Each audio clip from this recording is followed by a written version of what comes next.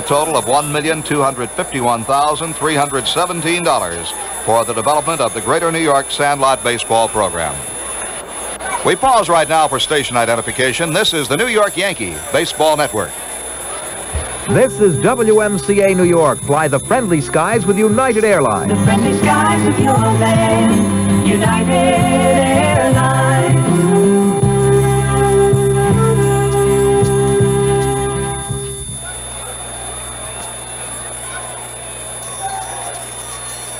Here are the starting lineups for tonight, ladies and gentlemen. For the Yankees, leading off and playing left field, Roy White. Roy White back from a strained hamstring muscle, starting in left field tonight.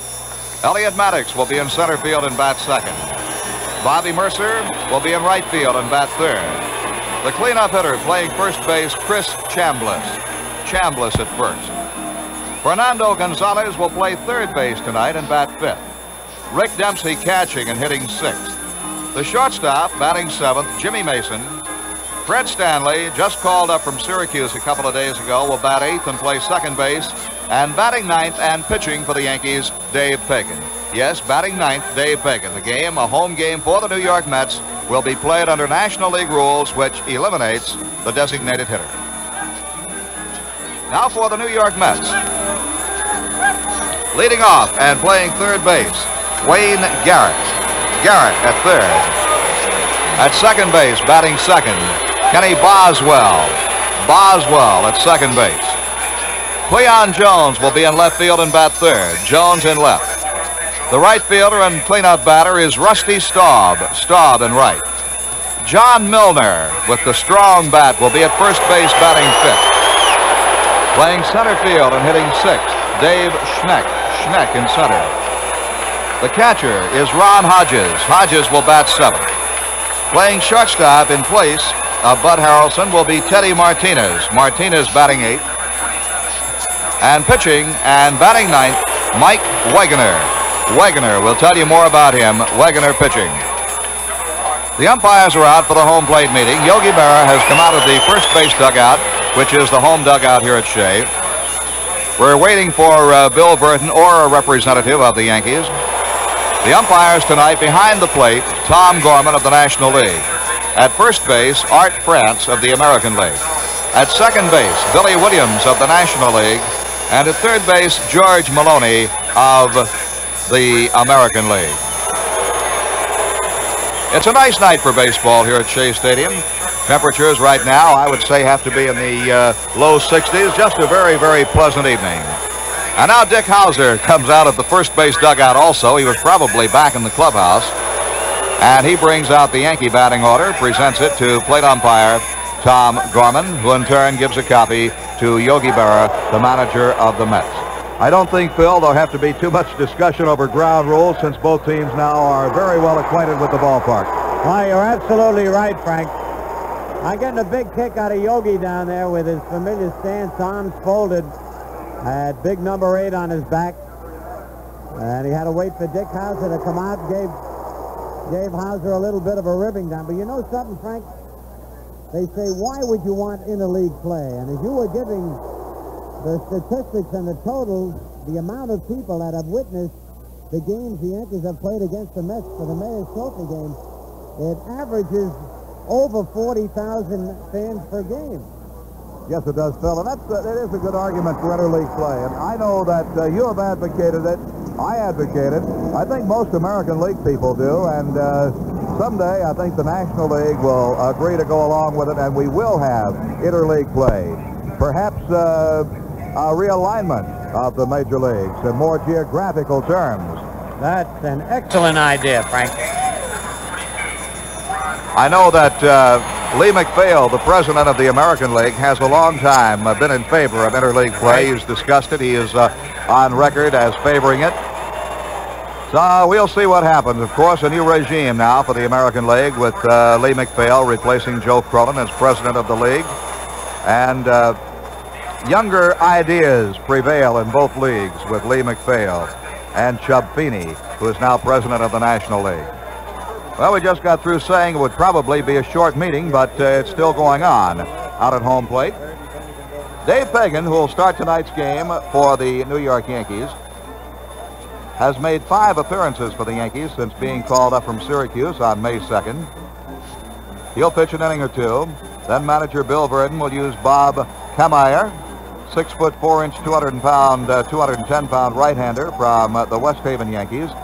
And following Kamier will be southpaw Larry Gura, purchased by Syracuse from Spokane, Texas Ranger Farm Club, on May 24th. For the Mets, Mike Wegener, 0-1 at Tidewater, has been brought up for this game. He's 27 years old, right-hander with a lifetime Major League record of 8 wins, 20 losses with the Montreal Expos in 1969 and 1970. This season, he's been in 10 games and has a 3.00 earned run average. He last pitched on May 24th against Memphis.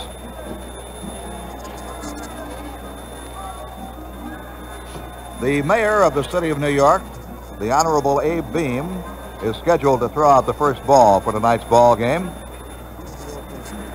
And Mayor Beam has just walked in to the celebrity box just to the home plate side of the first base dugout, from whence he will do the honors to get this game underway. As we mentioned before, following the game tonight, the Yankees will be flying out to Minneapolis, Minnesota for a 3-game series against the Minnesota Twins. It'll be the first time the Yankees have played the Minnesota Twins this year. And the Yankees will send Dick Tidrow against the Twins' Joe Decker tomorrow night.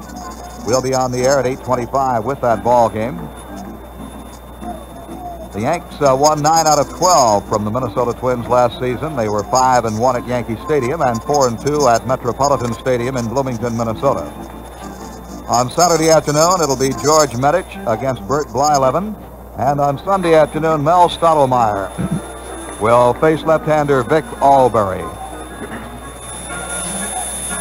The Mets played last night in Cincinnati and lost 3-2 in 10 innings. The Yankees were rained out yesterday afternoon against the Chicago White Sox here at Shea Stadium. That was the first home rainout since last July 21st. And if you want to jot this down on your schedule, yesterday's postponed game will be made up as part of a twilight doubleheader on Friday evening, August 16th, with the first game starting here at Shea Stadium at 5:30. And now the umpires come over to the celebrity box to shake hands with the dignitaries. This is the first time I've seen the umpires come over to shake hands. Shaking hands with Mayor Beam and other honored guests at tonight's ball game.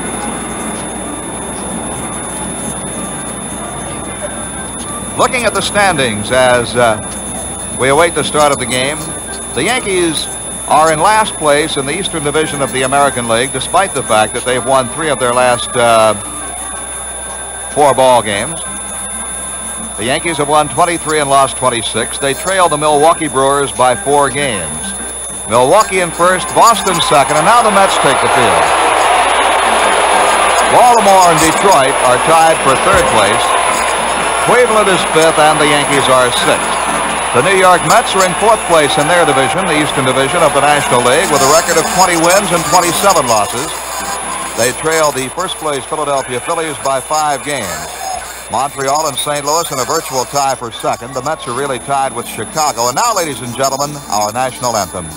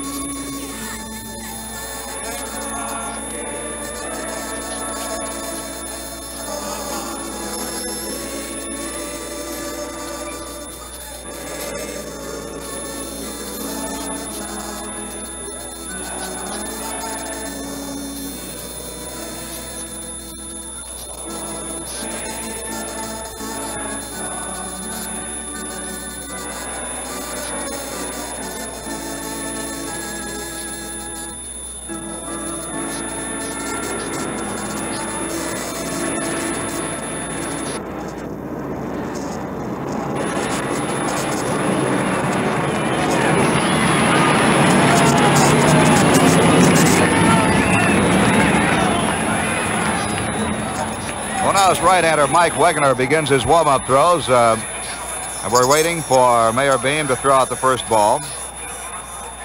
He'll be throwing it out to young Ron Hodges, the catcher tonight for the New York Mets. Last night, Phil, it seemed that as many fists were flying around the American League as there were baseballs. There were two dandy fights, Frank. The one down in Texas between the Indians and the Texas Rangers. And I couldn't believe that somebody decked Billy Martin. Now, I heard that Billy Martin got the can-can act. And nobody seems to know who threw the punch. Now, in those kind of fights, it's hard to tell. You know, everybody, if they don't like somebody, they make a beeline for them. And with the big crowd out there, you can't see everybody. Somebody come from and back here, and you get blindsided, and you don't even know who did it. Well, having seen him in action once before, as you did, I'd have to say that John Ellis was somewhere in the middle of it. In the middle. That's exactly right. And then they had another one out in California, I believe. Yeah, Bobby Valentine charged after...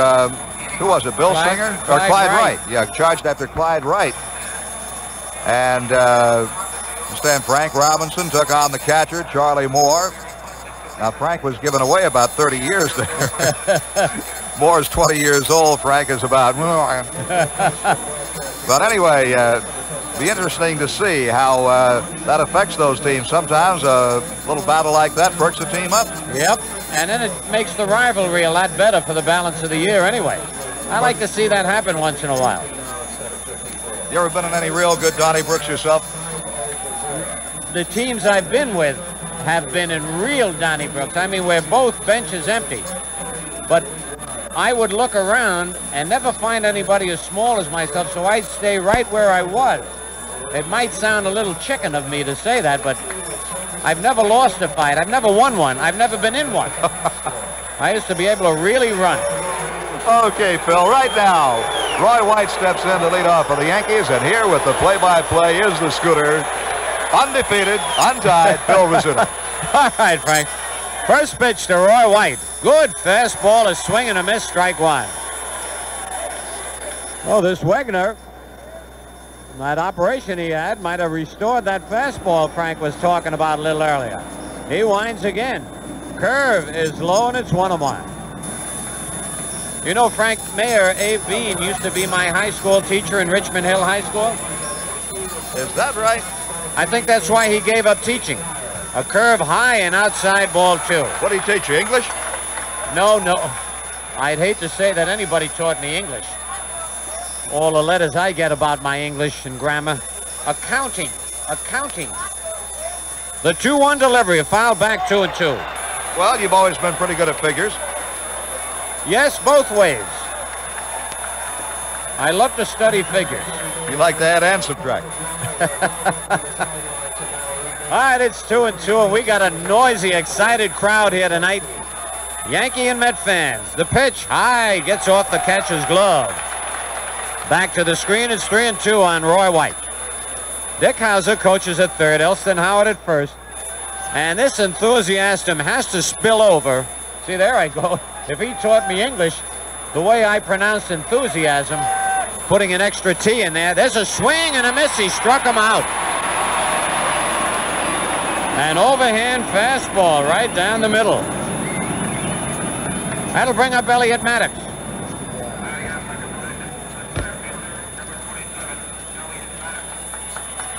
Been a lot of stories in the paper, Frank, especially today. Big headlines. Mercer accepting his switch to right field, and Maddox saying the pressure is off him a little bit. Elliott takes the ball. Bobby Mercer was real cool about it after he realized, you know, it's going to benefit the team. Big headline in the paper. Swing and a foul tip, 1-1. Well, that's more or less what we said on the air night before last, Phil, right. During the course of the Chicago White Sox game. I talked to Bobby before I came up to the broadcast booth. He told me the same thing. He said what he would do would go out there and give 100% and do his best to help the Yankees win. He certainly did. His first game in right field. Here's a curve low and outside. 2 balls and 1 strike.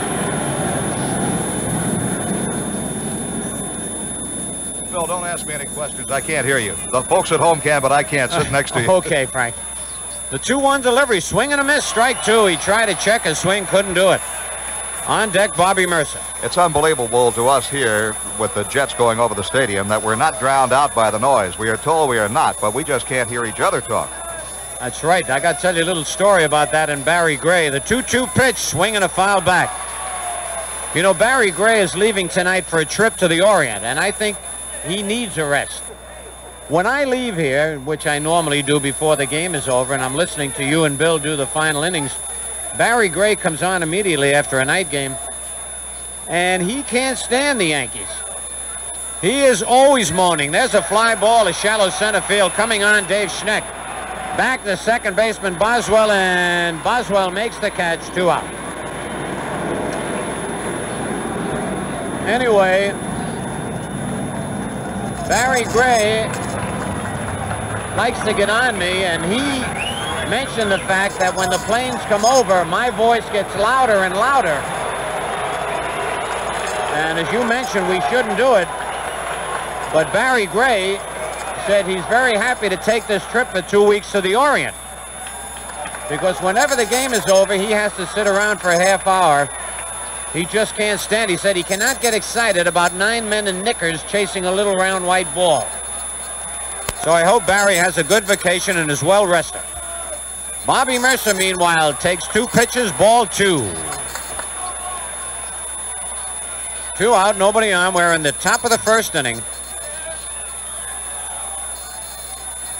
Mike Wegner really throwing that ball hard. That changeup outside, ball 3, 3-0.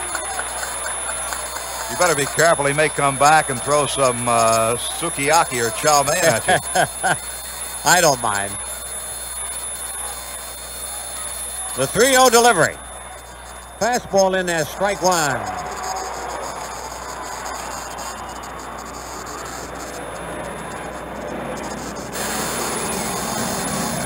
Three and 1 the count. Wagner winds, and the pitch is fouled back out of play.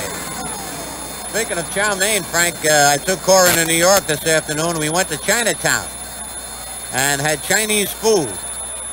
The only thing wrong with Chinese food, about an hour after you eat it, you're hungry again. It's a great diet to go on. I bet you wouldn't put on any weight. I'm not looking at you when I say that. The payoff pitch. Popped up in shallow left field. Cleon Jones coming in. He couldn't find it. Now he's after it and makes the catch. A little difficult to see right now. Not quite dark enough for the lights to take effect. 3 up, 3 down. And in the middle of the first inning, it's the Yankees nothing and the Mets coming to bat. Say, this is Phil Rizzuto for the Money Store. Do you need money? Well, the Money Store wants to tell you how to get it free. No, you won't find anyone giving money away free of charge. But at Modern Acceptance Corporation, better known as the Money Store, we're doing something almost as good. We're giving away a 24-page booklet called A Guide to Borrowing Money. Now, this easy-to-read booklet is packed with vital information about bank loans, small loans, insurance loans, secondary mortgage loans, and many others. You'll learn all about interest charges and repayment plans. So whether you plan to borrow $500 or any amount up to $25,000, you should read this new booklet published by the Money Store. For your free copy, call the Money Store at 241-5000. That's 241-5000, area code 201. Ask for your free copy of A Guide to Borrowing Money. That number again is 241-5000. That's 241-5000, and this offer is for New Jersey homeowners only. Say that number in my sleep, 241-5000. What was that number again, Phil? 241-5000. Just looking down the New York Mets batting order, Bill, I see that Yogi Berra has stacked some left-hand hitters in here. He's got Garrett, Boswell, Staub, Milner, Schneck, and Hodges, all left-hand hitters.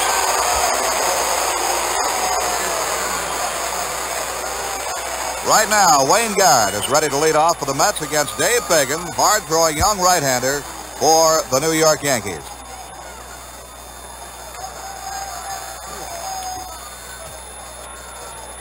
All right, Wayne Garrett will lead it off for the Mets. Dave Fagan out on the mound. And the first pitch to Garrett is low, ball 1. And the next pitch is low, ball 2. I missed.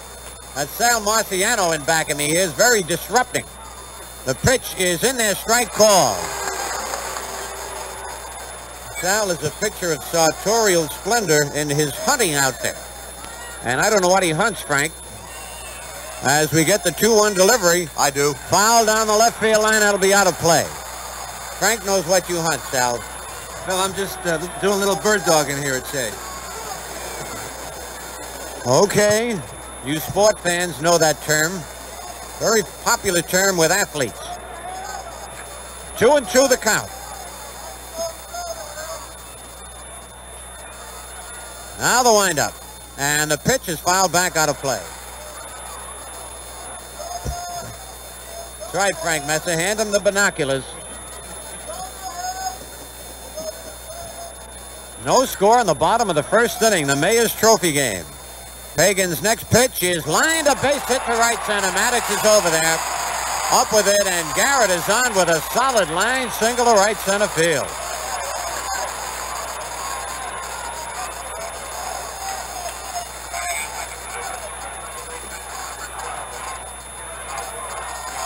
That'll bring up Ken Boswell. Boswell, a left-hand batter.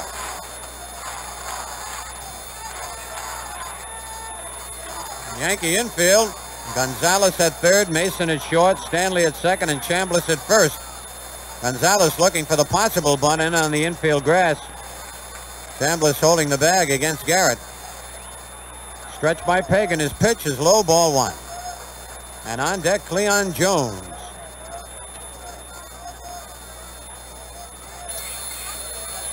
Frank told you it's a beautiful night for the ball game, even though the temperature has dropped from what it was about 2 hours ago. Still very pleasant here at Shea. Pagan checks the runner. His pitch, ground ball is short, could be 2. Mason goes to Stanley, 1 back to first, double play. I want to tell you, that was a pretty play. A tough hop to Mason and a tough chance for Stanley, Frank. I was going to say, Phil, you could appreciate that play because that ball was sinking down and to the right of Mason when it got out there. He had to go quickly to his right. He knew it was going to take a tough hop. He had to play the hop, get the ball over to Stanley. He couldn't give Stanley exactly the throw he wanted. Stanley had to hold his ground there at second base and then get the ball back. No chance for Stanley to cross the bag. Nope. And Stanley has done an excellent job in the one game he played since coming up from Syracuse, and here on that double play tonight. Here's Cleon Jones. It's low, ball 1 to Cleon. Stanley was in on, a couple of double plays night before last. He got knocked down. The first 2 base runners coming into second base. Right, and he still hung in there. No score in the bottom of the first. Pagan's pitch, swing and a miss at a curve. 1-1. And on deck, Rusty Staub. And I have another white knuckle buddy in the plane flying field. Rusty Staub, who doesn't enjoy flying. And I understand the Mets had a rough trip last night from Cincinnati. There's a swing and a miss, strike 2. The Mets left in a thunder and lightning storm from Cincinnati. Plane bounced around a bit. That's always very frightening. 1 ball, 2 strikes the count. Pagan kicks, delivers a curve just outside, 2-2. Eddie Yost coaching at third base. Roy McMillan's down there first. Roy McMillan. Couple of old infielders, a third baseman and a shortstop. Pitch, he held up, it's low inside. Full count, 3-2.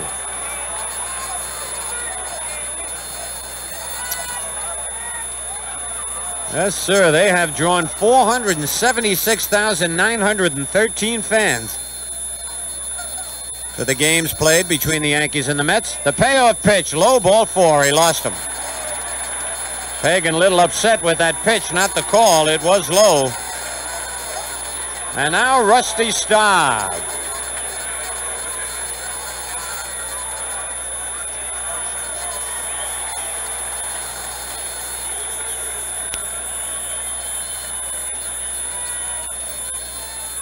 Rusty Staub has 8 doubles, 8 homers, and 26 runs batted in, batting .270. Left-hand batter. Pagan's pitch is line to left center, a base hit. And nice play by Maddox. Holy cow, he holds that to a long single.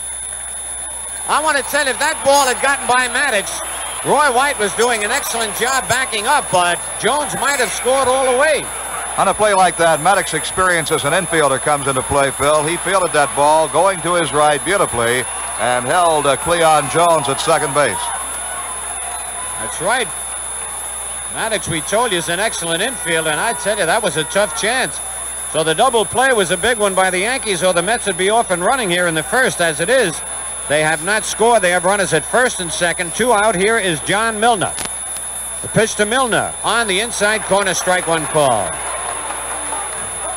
I'll tell you, Milner hit a long home run last night along with Cleon Jones for the only 2 Met runs. And when Milner swings, he kind of leans over the plate, swings, and then pulls his body all the way around.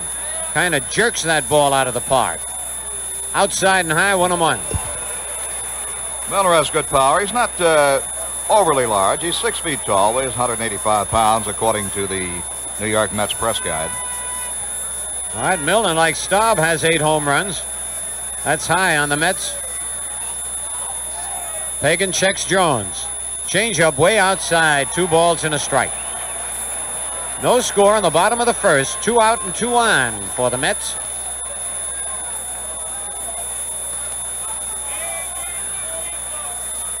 On deck, Ron Hodges. Jones off second, Staub off first. The pitch is fouled down the left field line, back into the seats. Seems strange to look at the National League umpires. Of course, they're wearing their traditional blue uniforms, but Billy Williams, the second base umpire, plays between the pitcher's mound and second base, or stands, doesn't play there. And then you see the plate umpire, Tom Gorman, with the inside chest protector right down over the catcher's shoulder. It is very strange. Almost looks like Williams is in the way of the play. Pagan stretches and then steps off the rubber. 2-2 the count.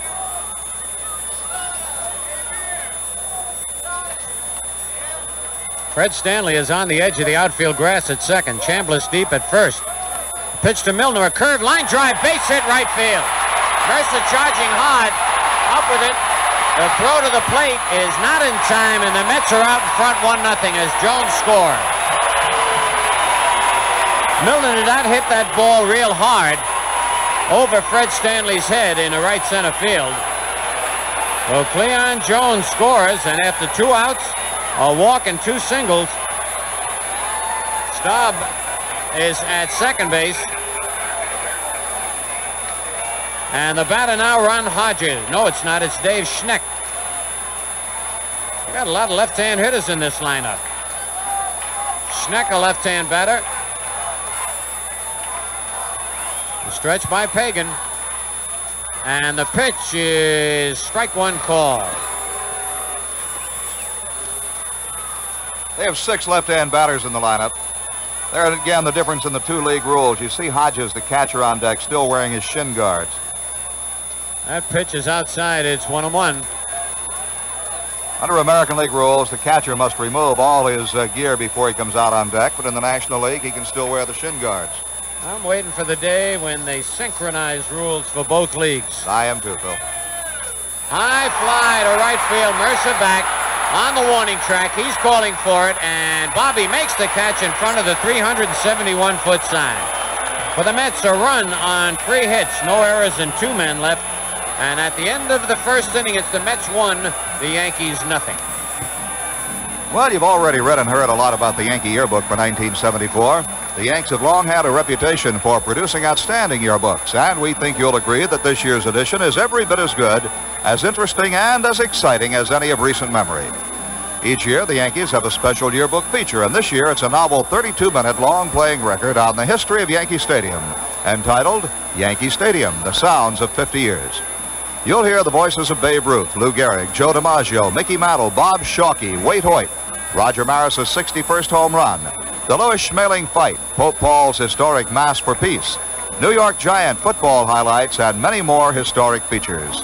The book itself features beautiful layouts, fine color photography, player records all in one section, stories and photos on every Yankee, plus many future Yanks. A salute to Mickey Mantle and Whitey Ford, who are about to enter baseball's Hall of Fame, and so much more. The yearbook costs $1.50 here at Shea and at newsstands.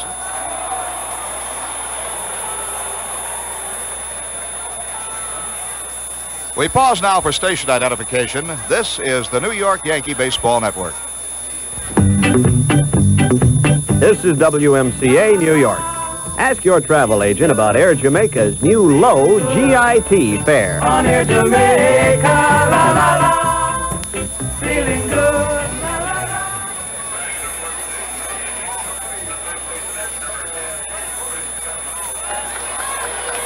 All right, Chris Chambliss leads it off for the Yankees here. The Yankees trail 1-0. Mike Wegner set the Yankees down in order. Had one strikeout in the first inning. Pitch to Chris is a curve, low, ball one.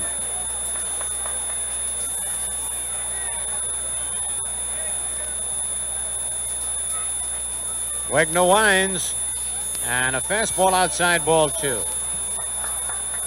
And that's something we don't see during the Yankee games. The Mets pennant flag flying below Old Glory out on the center field flagpole. Or have I been missing that? I haven't seen that, Frank. No. Oh. High, ball three. That's what the Yankees are striving for, to have their flag put up there. Preferably the World Series winning flag. Ball four. Chambliss has walked on 4 straight pitches. Well, the Yankees get their first base runner. And it will bring up Fernando Gonzalez.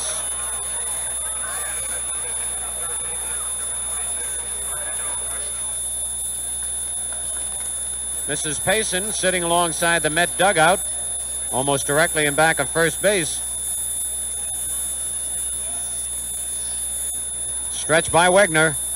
And the pitch is in there, strike call.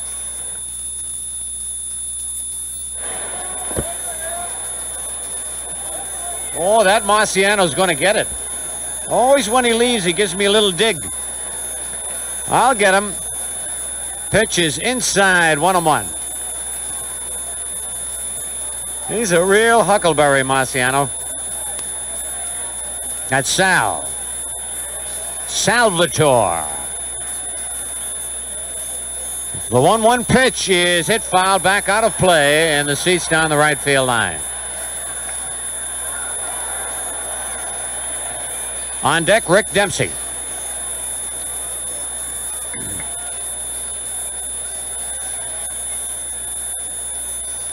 All of a sudden, we got a new left fielder. That looks like Eddie Kranepool out there. I have to double check that. They're going to make a lot of changes. We're going to have to be alert. He swings and misses and strikes out. One after a bad curveball high. Second strikeout for Wegner.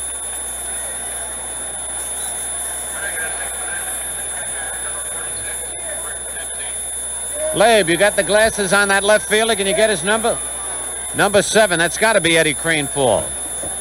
Let me check that. The pitch to Dempsey is over, strike one call. Eddie Kranepool has moved into play left field as Cleon Jones batted once and left the game. That's what is the usual procedure in Mayor's Trophy games. Change up high, 1-1. Rusty Staub is still in right. Dave Schneck in center.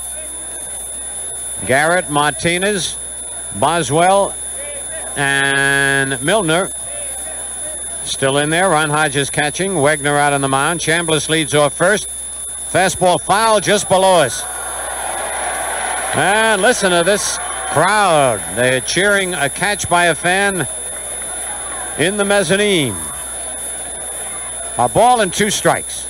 Mets 1, Yankees nothing. Top of the second. Wegner comes to the belt. Curve hit in the air to deep right center field. Staub over there, though, and makes the catch in deep right center. Bluffs the throw to first base. Looked like Dempsey for a moment there had one up the alley, but a little too high. 2 out, and now Jim Mason batting.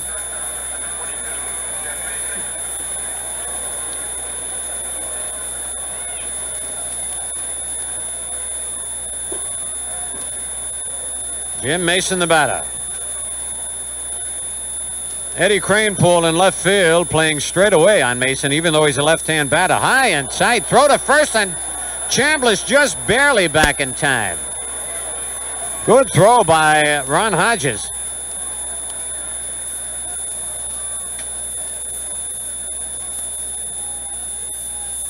Almost knocked Mason down with that pitch.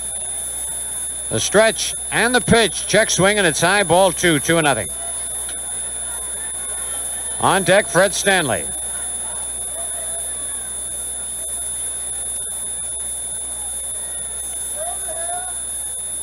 Two men out.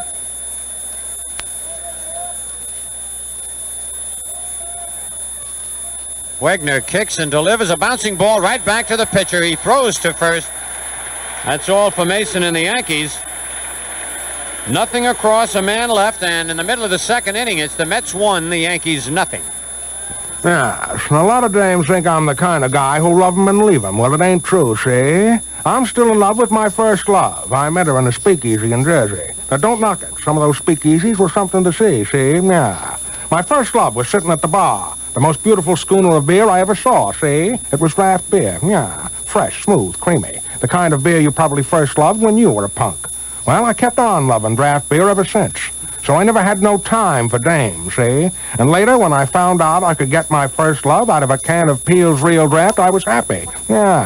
Look, if you want a beer you can fall in love with, try Peel's Real Draft. It's just as fresh and smooth and creamy as the kind over in Jersey was. And if you Peel brothers know what's good for you, you'll keep on making Peel's Real Draft, see? Peel's Real Draft, the kind of beer you first love. Peel Brothers, Willimantic, Massachusetts.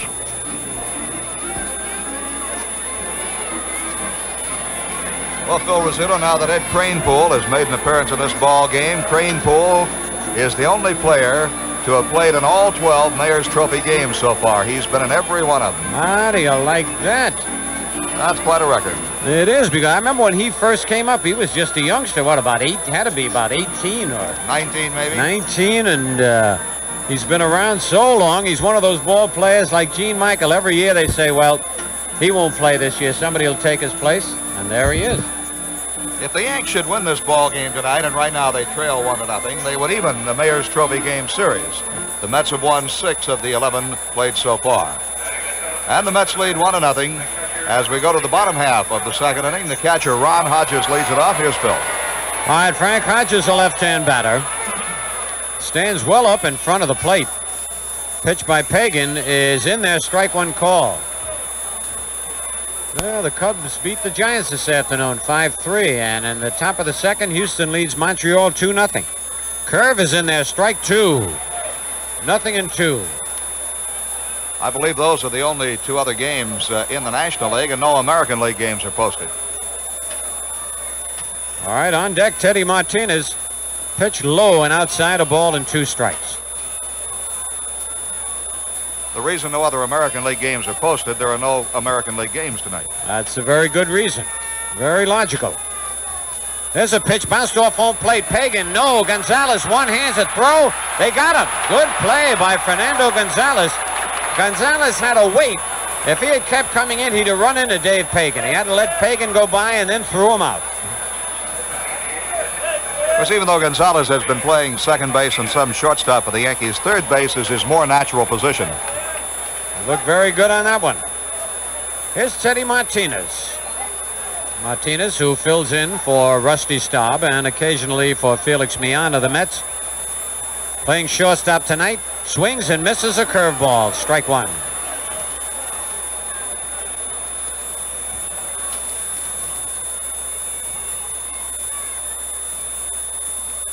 Next pitch is low. It's 1-1. On deck is Mike Wegener. And as Frank mentioned, Dave Pagan's going to have to bat tonight unless Bill Verdon pinch hits for him. Fly ball, that'll be out of play down the right field line, drifting back into the crowd. National League does not use the designated hitter rule. And with the Mets the home team tonight, the Yankees can't use it. The 1-2 pitch, swing and a foul. Count holds at a ball and 2 strikes.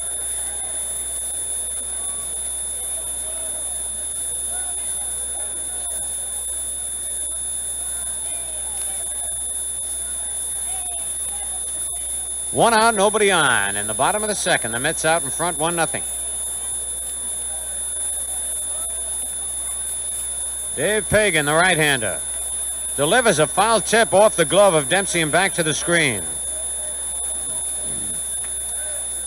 Tommy Gorman, the plate umpire, used to be a pretty good left-hand pitcher in his day, and is one of the best left-hand umpires in the banquet circuit. He is a funny man. If you ever get an opportunity and you know he's going to be at whatever affair you're going to, make sure you go. Swing and a miss, strike 3. A sidearm curveball as Pagan racks up his first strikeout of the ball game. And now the pitcher, Mike Wegener.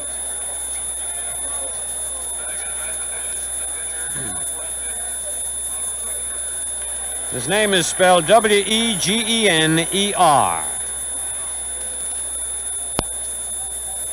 Right-hand batter takes the strike on the outside corner. Wayne Garrett on deck. The Mets scored in the first inning on a walk and 2 singles after 2 are out. Milner driving in the run. Swing and a miss at a curve in the dirt. 0-2. I tell you, this is a live crowd. Little action, you're going to hear some yelling and screaming. The 2-strike pitch. Slice foul back in the crowd. I tell you, those are dangerous type fouls. Especially when they hit back near where the women are, or the girls. They hold their head and close their eyes. There's a swing and a miss, strike 3. So Pagan gets his second strikeout. 3 up and 3 down. And at the end of 2 full innings, it's the Mets 1, the Yankees 0. To the binoculars you talked about a while ago. Somewhere there's a banner that says "Beat New York." Very original idea. So Harold Weissman, the PR director for the Mets, just pointed it out down in the stands. Beat New York. Hey, while we have a chance, here's our broadcast schedule for the upcoming road trip on the Yankee Network. For the games at Minnesota, we'll be on the air at 8:25 Friday, 2:10 Saturday and Sunday afternoons. Then in Chicago, 3 night games, and we'll be on at 8:55 New York time for those 3 games, because we do have the hour time difference in moving out west. So you'll be listening for us tomorrow night at 8:25 New York time.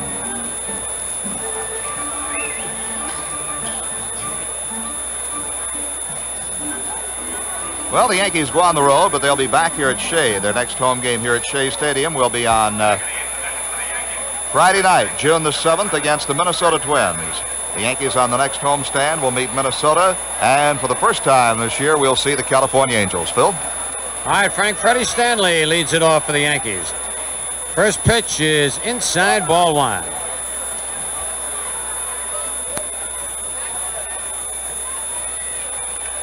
Even with the bag at third, Wayne Garrett. Wegner kicks, delivers, is a bouncing ball to the left to Garrett. Martinez has it, his throw, not in time. A good play by Teddy Martinez, but it'll be an infield hit. He went a long ways to his right, threw off balance. Milner had to go out to get the throw, and Stanley beats it out for an infield hit.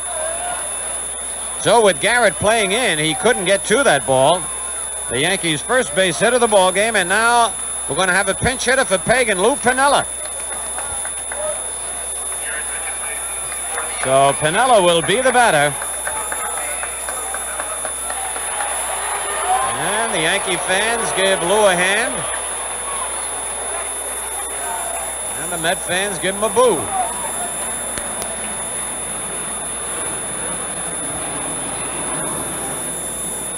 So Stanley at first base with nobody out. The Mets lead 1-0. Wegner kicks and delivers a curve outside, ball 1. You can get a good running jump on Mike Wegner He sort of makes it all in one motion, comes down slow to the belt and not quite a full stop, and then pitches. Fastball fouled back out of play over our heads. It's 1-1. Fred Stanley looking over at Dick Hauser, the third base coach.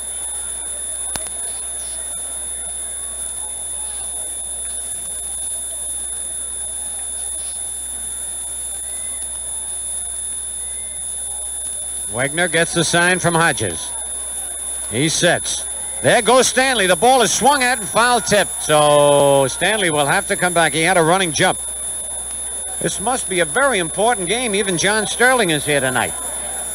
All the stars are here.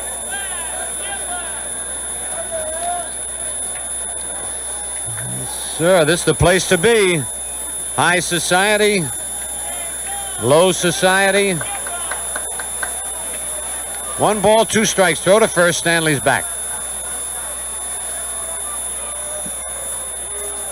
Outfield straight away on Piniella. The stretch and the curve is hit in the air to shallow right field. Rusty Staub's going to have a long run. He's not going to get to it. Boswell, but Milner makes a beautiful play. Where did he come from? I'm looking at Staub and Boswell. Neither one could reach it, and all of a sudden Milner over the shoulder grab going down the right field line. It was foul, but a pretty play by John Milner. And now Roy White, who struck out his first time up, will be the batter. 1 away. Yankees trailing 1-0 in the top of the third. And on deck, Elliot Maddox.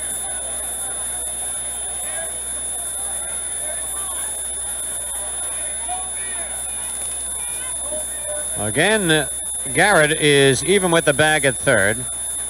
Quick throw to first. Stanley is back. Wegner had not gone into the stretch position. Now he stretches. And this time he stopped, and the pitch is fouled back to the screen. So evidently Ron Hodges, the catcher, alerted him to the fact he was not coming to a stop.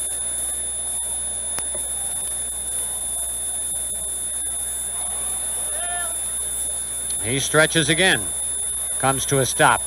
Pitch is high and outside. It's 1-1.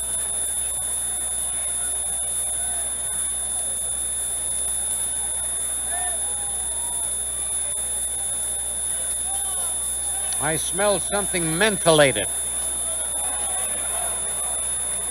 The 1-1 pitch, outside ball 2, 2-1.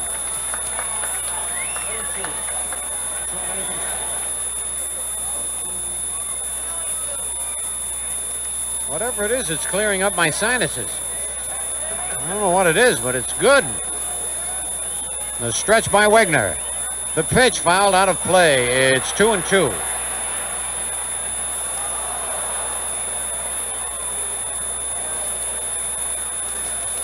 Mets 1, Yankees 0 in the top of the third.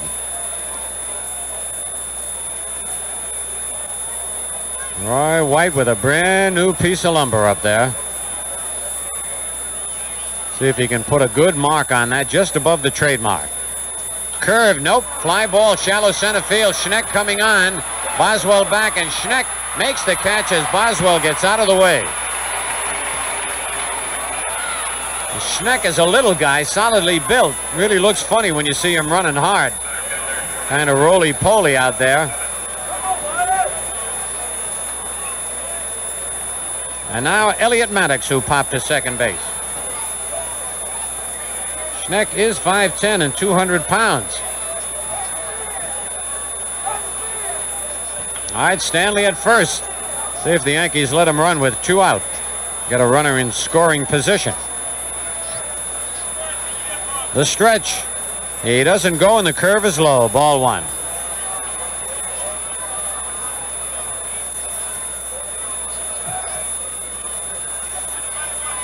Maddox the batter, and Bobby Mercer on deck. I guess Bill Verdon will let his regulars hit at least twice. The kick and the pitch, swing and a miss. 1-1.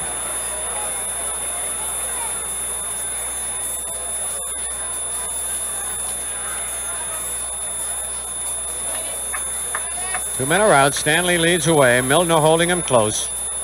Right-hander sets. Oh, a pitch that looked like a ball. Throw to first and he's back. It was a pitch out. Stanley was not going. That was a weird move, I'll tell you. 2 balls and a strike. Stanley with a big lead at first base. The stretch, the curve in the dirt, gets away from Hodges, and Stanley will go to second. And rounds the bag and then holds on, so that'll be a wild pitch charged to Wegner. And the Yankees have a runner in scoring position with the count of 3-1 on Elliott Maddox. That ball hit Hodges off the left wrist as it hit in the dirt.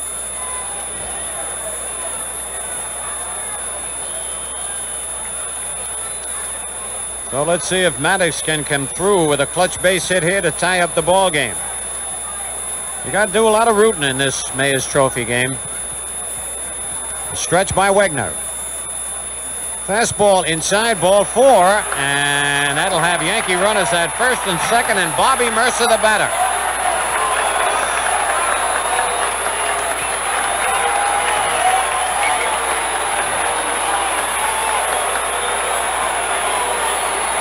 Listen to this crowd. Big headline on the back page of the New York Daily News. The Yankee crisis is over. Mercer okays shift to right field. So we have harmony again with the Yankees. The pitch to Bobby, high and outside, ball 1. In the clubhouse tonight, Phil, Bobby was in his usual spot in his rocking chair, but he wasn't rocking too fast. He is settled back now. Good, because they said in that interview he was really rocking fast till he made a decision. All right, runners lead off first and second. Pitch to Mercer, fouled out of play. It's 1-1. I feel, Phil, that perhaps some commentators have been unfair to Bobby Mercer. Oh, a lot of it. It usually is. They take too many things for granted until they go and talk to the principals involved and find out the full story. All right, the Yankees trail 1-0 with 2 out and 2 on. Martinez trying to sneak in back of Stanley. Wegner winds. Curve high and outside. It's 2 balls and a strike. Bobby is the only ball player I know of, and there might be others who have a rocking chair in front of their locker. Outside of our late President Kennedy, who used a rocking chair. Curve high, ball 3, 3-1. So Wegner all of a sudden having problems with the strike zone. You know, Phil, a rocking chair is very comfortable. I know it is for people who have bad backs, I know it. Plus, my bride, Cora, has a bad back, and she has a rocking chair. And you can do a lot of serious thinking in a rocking chair. And sleeping. 3-1 the count. The stretch. And the pitch. Foul. It'll be out of play, so Bobby gets a life. Back into the box seats and out of play.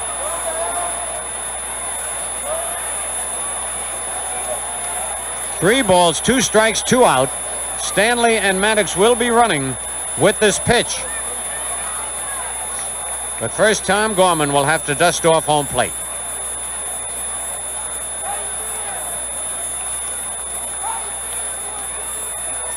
So a big pitch coming in for Mercer and the Yankees. They trail in the ball game 1-0. Maddox with a big lead at first base. The stretch by Wegner. The runners go. The ball is outside and the bases are loaded. The third walk given up. And the batter now, Chris Chambliss, who walked in the second inning. And again, Hodges out to the mound to talk with Wegner.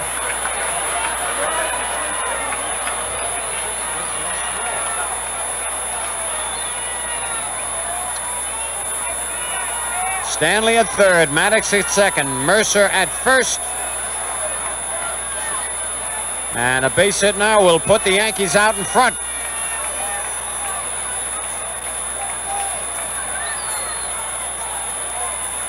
All right, Wegner pitching from the stretch position.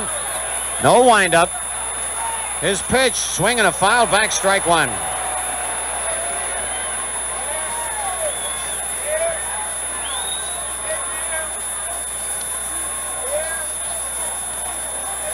Outfield straight away on Chris Chambliss.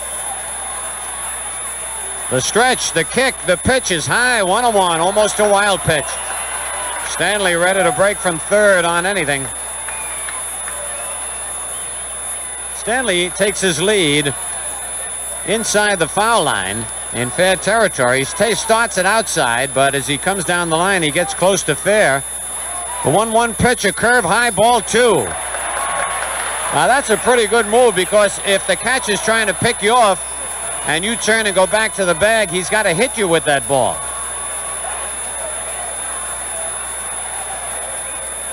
Two balls and a strike. No place to put Chambliss without forcing in a run. Here's the stretch. The pitch, high ball 3. 3-1.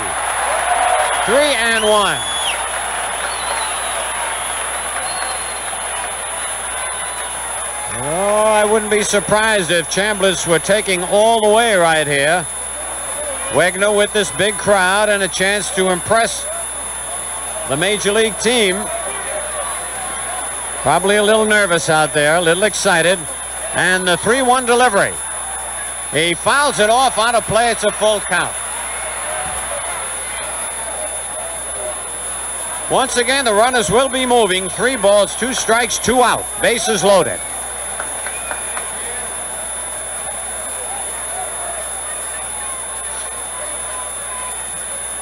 Of course, the big winners tonight are the Sandlot kids.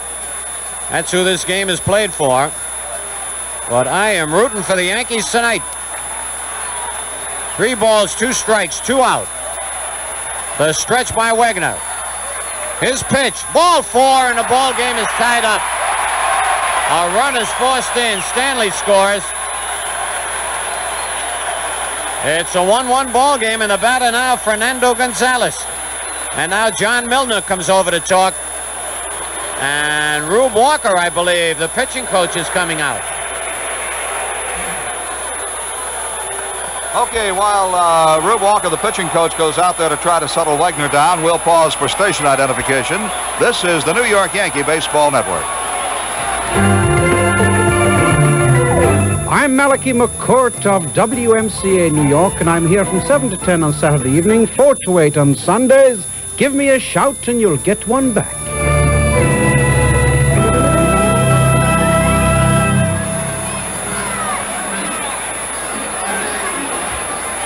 Well, Rube has had his say, and now Fernando Gonzalez will step in with the bases loaded, 2 outs and a run across for the Yankees. The ball game tied 1-1. All right, Fernando Gonzalez. The pitch is line to left center field. Schneck after it. Still can't get it. It's a grand slam home run. Holy cow, I don't believe it. A grand slam home run for Fernando Gonzalez. And the Yankees lead 5-1. I never thought that young man had all that power. Over the 396-foot sign, clears the bases. Oh, it's going to be a beautiful plane trip to Minnesota tonight.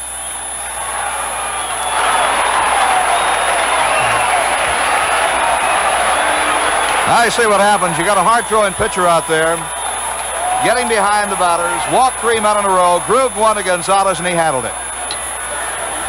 Rick Dempsey takes a pitch inside ball 1. I saw it, but I still don't believe it. 4 big runs batted in. The next pitch to Dempsey. Low, listen to those Yankee fans. Turn it on here. I think a few Met fans just switched over. Yankees 5 and the Mets 1. 2 out, nobody on.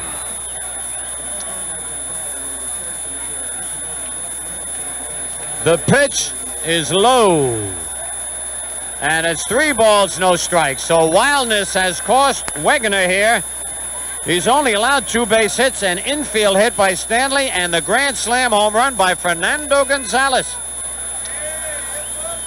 They give an award for the outstanding player of this ball game. There's a swing and a miss. They let Dempsey go on a 3-0 count. It's 3-1. So Fernando's got a good head start on the most valuable player for the Mayor's Trophy game. The 3-1 delivery, a bouncer to third base. Garrett in back of the bag, fires to first in time to get him. But 5 big runs on just 2 hits.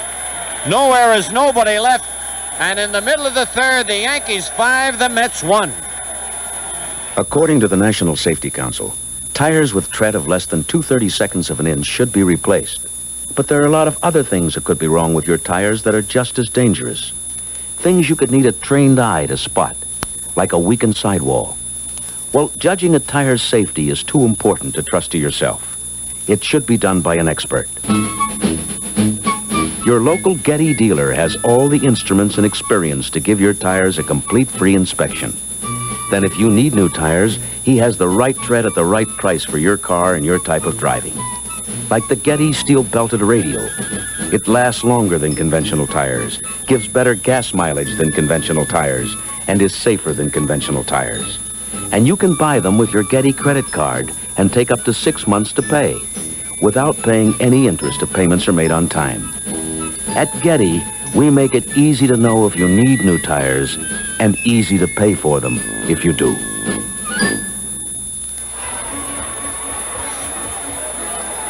Well, Bill, we've got a change in right field for the Yankees. Walter Williams has replaced Bobby Mercer in right field. Bobby has the rest of the evening off.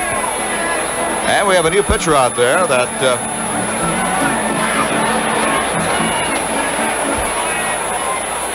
appears to be and is Mike Wallace. So Mike Wallace now pitching. He's a left-hander. And Walt Williams replaces Bobby Mercer in right field. Wallace will bat in the number 9 position, if I heard the announcement correctly. And, of course, Walt Williams will bat in the spot vacated by Mercer, the number 3 spot in the Yankee batting order.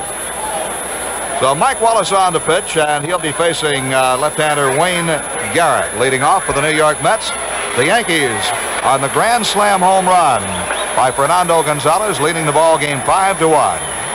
All right, Frank, Wayne Garrett lined a single to right center field his first time up. Pitch by Wallace is right in there, strike one call. If I recall correctly, Phil, didn't Greg Nettles hit a grand slam home run in last year's Mayor's Trophy game for the Yankees? Absolutely. For one strike pitch, a curve hit high in the air to right field, but little Walt Williams coming in under it, pounds the glove 3 times and makes the catch, 1 out. That'll bring up Ken Boswell, who bounced into a double play his first time up. And then on deck will be Eddie Kranepool.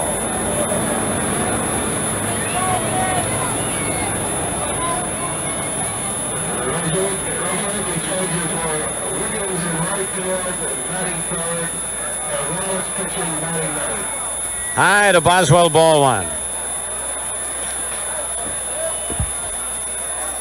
Yankees 5 runs on just 2 hits. Pitch by Wallace is low, ball 2, 2-0. But 3 consecutive walks in the top of the third really cost Mike Wegener. Here's the 2-0 pitch. Popped up in shallow left. Mason moves back on the edge of the outfield grass, calling for it, and has it. 2 men are out. And now Eddie Kranepool.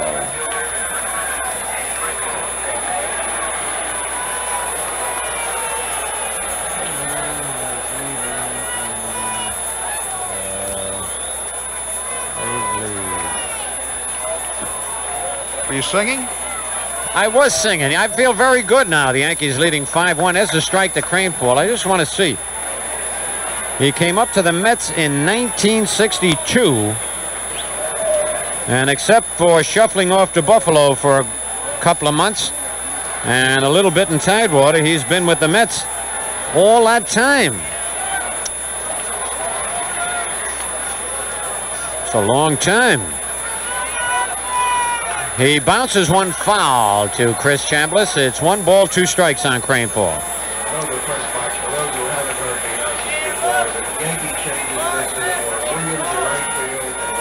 So Kranepool will be 30 years old on November 8th of this year.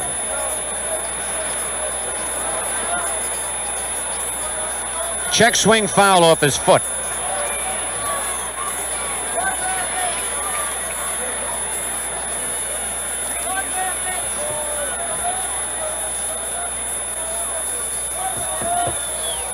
2 out, nobody on. Yankees leading 5-1 here in the bottom of the third.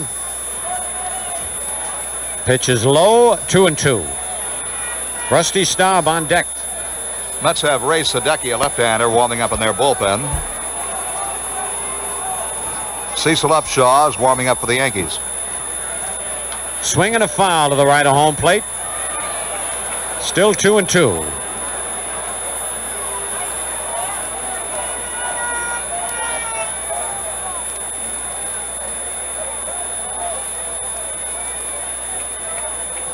Wallace shakes off one sign. Now he's got the one he wants.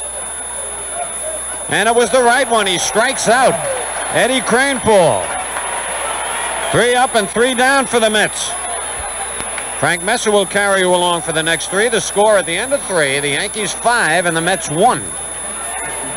Well, with Fernando Gonzalez hitting a grand slam home run, Phil, a little trivia for you. Who was the last Yankee to hit a grand slam home run at Yankee Stadium?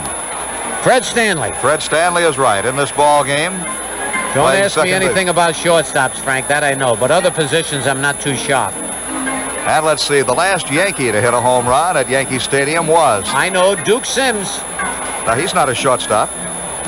No, I know, but he's a little flaky. And I know the flaky ball players. All right, there's our little trivia contribution for this evening. On the scoreboard this afternoon, the Chicago Cubs beat the San Francisco Giants 5-3.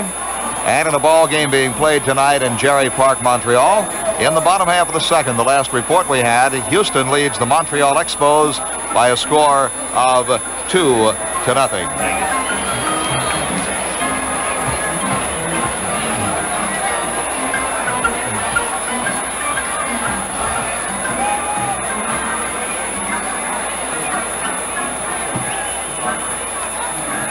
Well, Bill White comes in to join me as we go to the 4th inning of this ball game, checking around to see if there have been any changes for the New York Mets, because players will be shuffling in and out of this ball game tonight. I don't see any. And we have Jim Mason leading off for the Yankees. First pitch to him is over, but low, ball 1. Crowd really buzzing. Mason bounced back to the pitcher his first time up. Left-hand hitter.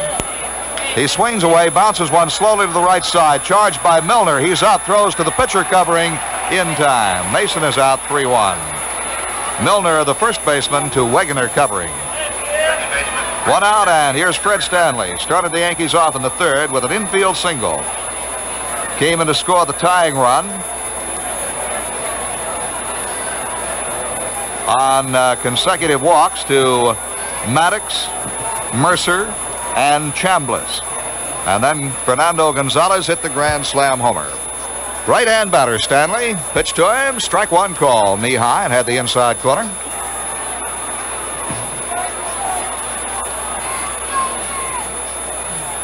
Next pitch coming. High. Off-speed pitch. He changed up on him. And Bill White, the Yankees getting a little unexpected power from Gonzalez. That's his first of the year. Yes, it was. And a big one for him. All right, the 1-1 delivery will be coming down from Wegener. Slider low and away. 2 balls and a strike. Of course, he would like to have hit that home run in a regular season ball game. Well, now he knows he can do it. Yeah. 2-1 pitch. Ground ball deep in the hole left side and on through the left field base hit. Martinez made a bid, couldn't reach it. Stanley makes a big turn and comes back. The left fielder Kranepool fell down coming in on that ground ball. Stanley saw that, had a notion for a second, made a big turn, but settles for his second single of the ball game. And now Greg Nettles will bat for Mike Wallace. Greg Nettles batting for Wallace. And as we said before, if you recall, it was Greg Nettles who hit a grand slam home run for the Yankees in last year's Mayor's Trophy game. Milner holding Stanley out at first base. Nettles, left-hand batter, spreads out in the box, and the pitch to him. High and outside, ball 1. Nettles had a clutch base hit in the ball game night before last to drive in the winning run in the 10th inning.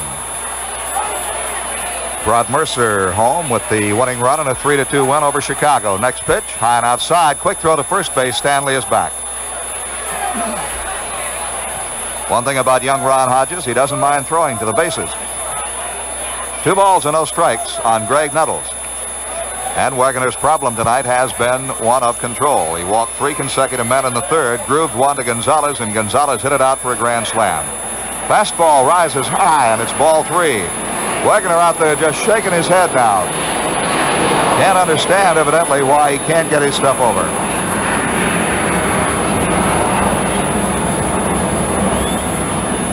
Ray Sadecki continues to warm in the Mets bullpen. 3-0 to Nettles. Ball 4, high and outside, and Nettles is on. That is the 5th walk given up by Wegener, and that will be his last walk. And Bill White, Ray Sadecki will be brought in by Yogi Berra. Mike Wegener, I'm sure, trying to impress Yogi tonight. Maybe overthrowing, I really don't know. I've never seen Wegener pitch, even though he was with the Montreal Expos. But I'm sure trying to make an impression tonight, hoping to get a bid to the Major League club, but the control just wasn't with him. You know, I saw Mike Wegener, I believe 1967, Frank. He was originally signed by the Philadelphia Phillies. And then, of course, he was, 7 years younger than he is now. So he was about 20 or 21, and he had the same problem then that he has now, wildness. Of course, then he also picked up a sore arm, and the Phillies had to send him back to the minor leagues. Then he got picked up by Montreal, and he also had arm trouble up there. And you're right, a kid will try to impress, because this could be the stepping stone for him. As a couple of Yankee pitchers have used this game, Medich and Steve Klein, a former Yankee. That's right. The Mayor's Trophy game was really the making of Steve Klein. He had been up. Went bad, came back, pitched that ball game, and he's been in the major leagues ever since. And Doc Medich got his first test against major league hitters in the Mayor's Trophy game a couple of years ago. But Wegener, to go back to what I was talking about, was wild then. And you figure that with 7 years of experience in the minors, and I think he pitched a couple of years for the Montreal Expos, that somehow he might acquire a little better control. But he's still young. He's only, I think, 27 years old, but it's getting late for a pitcher. 27 for pitchers old. 27 for hitters, sometimes you can learn a little bit more. But still time for Mike Wegener. Don't tell Don McMahon that 27 is old. Well, McMahon has been put on the active roster. He's 44. That's right. Of course, he's a relief pitcher and the pitching coach out there with the San Francisco Giants. I wonder if he has the job of taking himself out when he thinks he is in trouble. I think I would be worried more about putting myself into a trouble spot than getting out of it if I were 44 years old. How about this left-hander, Ray Sadecki? Bill, you faced him. Yeah, Sadecki was originally the property of the Cardinals. The Cardinals gave him about $60,000 a sign when I was over there. And then when he was younger, he was a fastball curveball pitcher. Now he's a little craftier. He has a little bit better control now and depends on his head a little bit more than his arm. Okay. Still a good pitcher, Frank.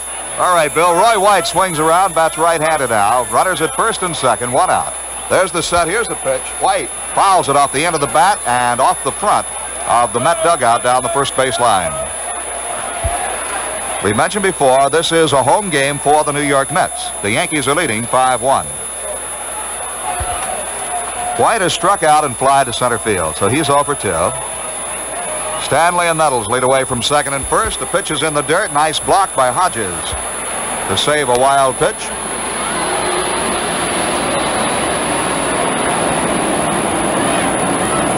And the jet traffic continues from LaGuardia. The look in for the sign. Very short stretch by Sadecki. Left-hander kicks and deals. And there's a drive out toward left center field. That's going to be a tweener. Bounces all the way to the wall. Here comes Stanley around to score. Nettles is being held up at third base by Coach Dick Hauser. White goes in standing with a double. The Yankees lead 6-1. The run is charged to the departed Wegener. 2-base hit for Roy White as he creamed one up the alley in left center field. It one-hopped off the boards.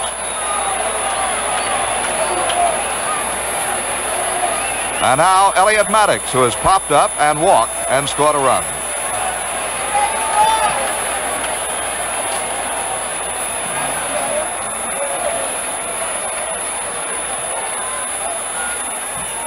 Infield is in. The pitch is high for a ball.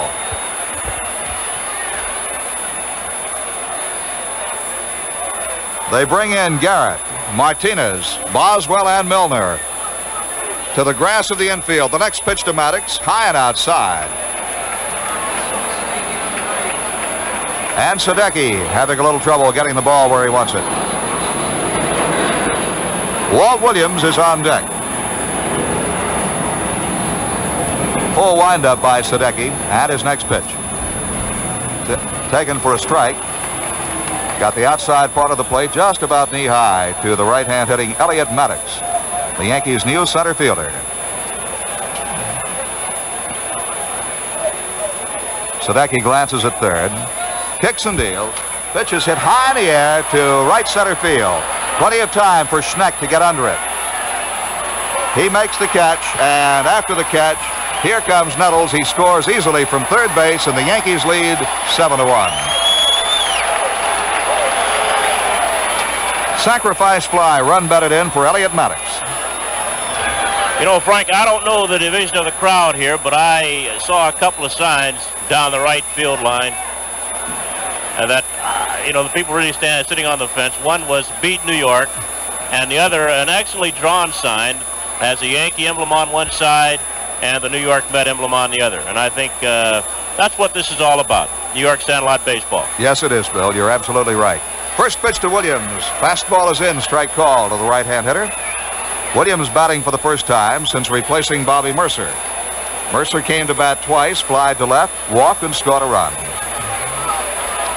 Yanks now lead 7-1. Next pitch. Taken low.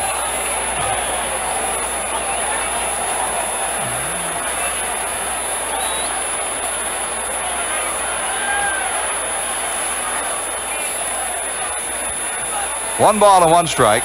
2 outs, a runner at second. Williams sends a drive out toward right center, and this is going to be in between Staub and Schneck.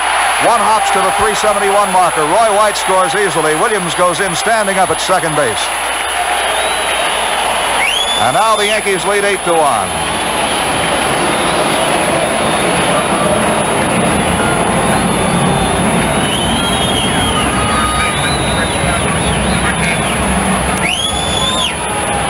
Chris Chambliss moves in.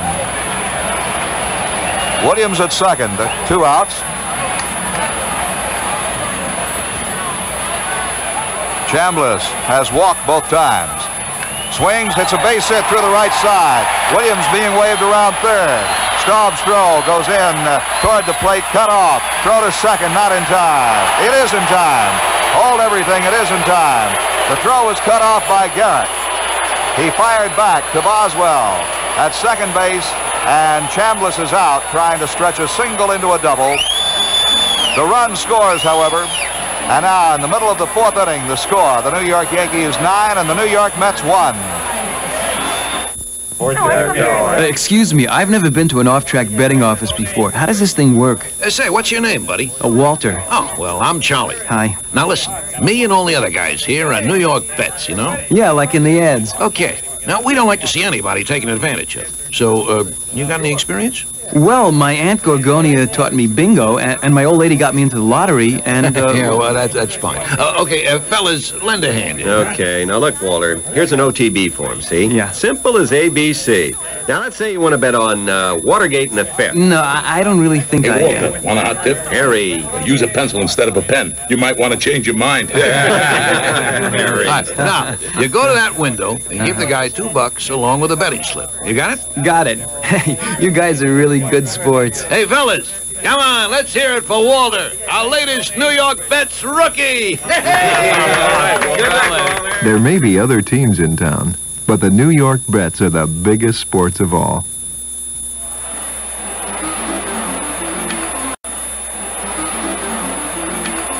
Well, the Yankees will be in Minnesota tomorrow night to play the Minnesota Twins. They'll send out Dick Tidrow, who's won 3 and lost 1 with the Yankees. Overall, Tidrow has won 4 and lost 4. And he'll go against the Twins' Joe Decker. Decker on the year has won 5 and lost 4. This will be the first meeting between the Yankees and the Twins since last July. The Yankees won 2 of 3 here at Yankee Stadium. Last year, the Yankees did fairly well against the Minnesota Twins. They won 9, lost 3. They were 4-1 or 5-1 at Yankee Stadium and 4-2 at Metropolitan Stadium. So tomorrow, in a night ball game. The 8:25 New York time. The Yankees and the Minnesota Twins. Dick Tidrow against Joe Decker. Well, we have a new pitcher for the Yankees. Cecil Upshaw comes on. And Rusty Staub leads off for the New York Mets. The pitching change, the only one. The windup, the right-hander deals a sidearm pitch, bounced slowly right side. Chambliss cuts in front of the second baseman Stanley. Throws in time to Upshaw covering. And Staub on one pitch is out, 4-1. And now John Milner, the first baseman. Milner singled his first time up to drive in the Mets' only run. He delivered Cleon Jones from second base. Milner, a left-hand batter. Dave Schneck is on deck. Upshaw ready to work, and does. On the outside corner, strike one, says the veteran Tom Gorman.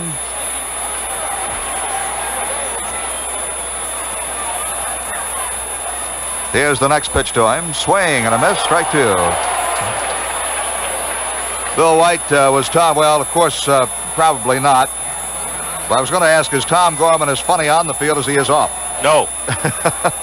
Nope. No one that calls balls and strikes is funny on the field. All right. That from an ex-hitter. This ball is hit in the air to right. Walt Williams is waiting under it. Pounds the glove 3 times and makes the catch. He's a good umpire. He's been around quite a while. Yes, he has. I believe Tom's the senior umpire of the National League crew. He's been around umpiring in the National League longer than anybody they've got over there now umpiring. All right, 2 outs and nobody on. The batter will be Dave Schneck. Yankee pitchers have retired 9 Mets in a row. Schneck takes on the inside corner, strike one. Fagan got the last out in the first inning, then retired the side in order in the second. Mike Wallace retired him in order in the third. Upshaw has the first 2 men in the fourth. He changes up high for a ball. It's 1-1. A lot of excitement here in the crowd at Shea Stadium tonight, and a good crowd it is. Upshaw deals again. Breaking ball is bounced to first. Chambliss backs off, takes a tough hop, flips to Upshaw. He's out. Almost a mix-up in signals. Chambliss at first waved Upshaw off, then realized he couldn't make the play himself. Upshaw stopped and had to start again, but they got the man and the side is retired. Nothing across at the end of 4. It's the Yankees 9, the Mets 1. Mickey Mantle and Whitey Ford will be honored at this year's Yankee Old Timers Day on August 3rd, tying in with their induction into Cooperstown on August 12th.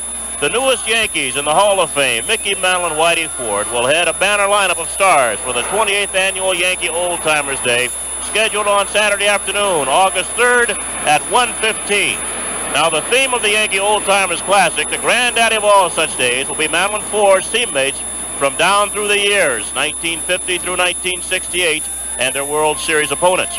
Now, Mickey and Whitey will greet their great teammates and opponents at this year's event, with Joe DiMaggio heading up the invitational list. Joe's last season was 1951, the year Mickey broke in with the Yankees, and the year after Whitey Ford made the club. Now, as the event draws near, the names of the honored guests will be announced on Yankee TV and radio broadcast. So that's Old Timers Day. It'll honor Mickey Mantle and Whitey Ford here at Shea on August 3rd.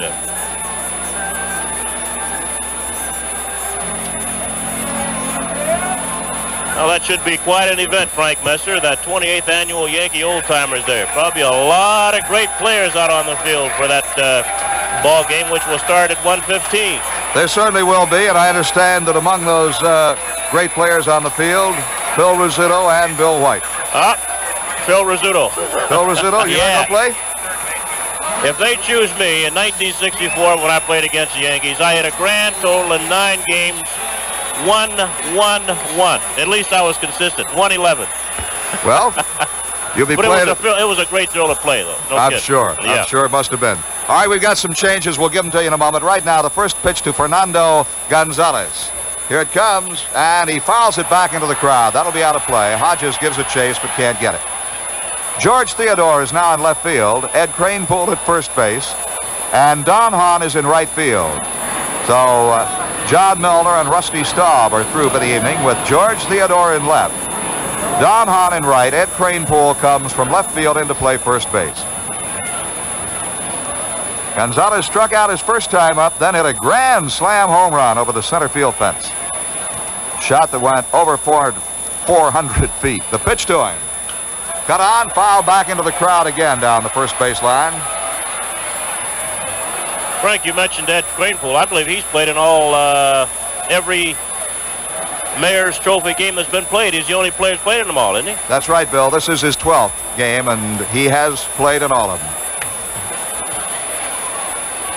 Of course, he's a product of baseball, man, in the metropolitan area here in New York. All right, next pitch to Gonzalez is fouled straight back off the screen.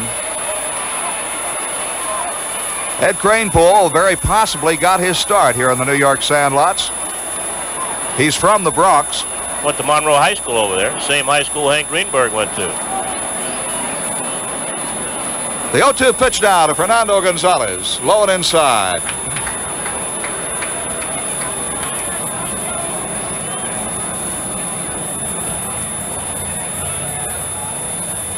One ball, two strikes. Nobody on, nobody out. Next pitch, low again, ball two.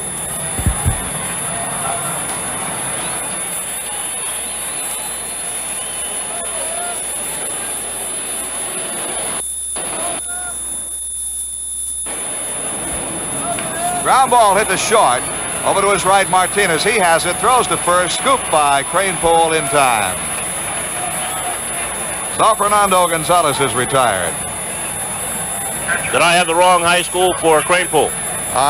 John Sterling, sitting here in our booth tonight, said James Madison. I really don't know. I couldn't tell you. Oh, they're both presidents. They're all presidents. Yeah. Just picked the wrong president. Rick Dempsey. So did a lot of other people. Pitch is taken high, ball one. Be careful. Every time there's an election, a lot of people think they're wrong. No balls and one strike, one out and nobody on. The windup by Sadecki is next pitch. Cut on, hit in the air to shallow right. Coming hard is Hahn, but going back Boswell from second, and Boswell takes it. Two down, nobody on. Jim Mason, the shortstop, steps in. He's gone out 1-3 and 3-1. Left-hand batter.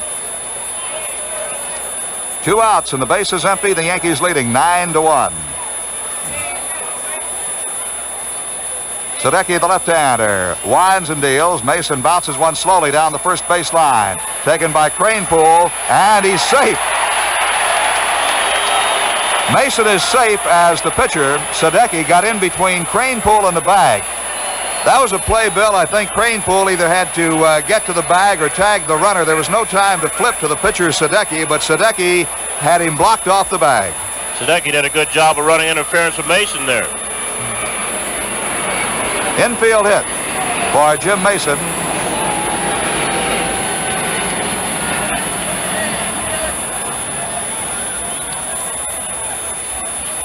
Mason at first, and here's the pitch to Fred Stanley. Down low, ball one. Stanley is 2 for 2.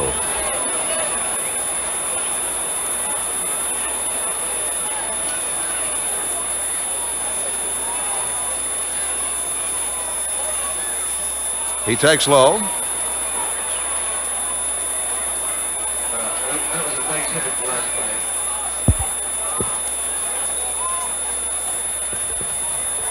Sadecki looks over at first base and deals to Stanley. On the outside corner with a fastball, it's 2-1.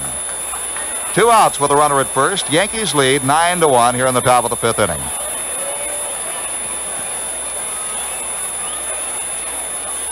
I feel really spread on Stanley. It's a ground ball to the left of the shortstop, Martinez. He can't get it. It's on through on a base hit into center field. Mason stops at second, and Stanley is 3 for 3.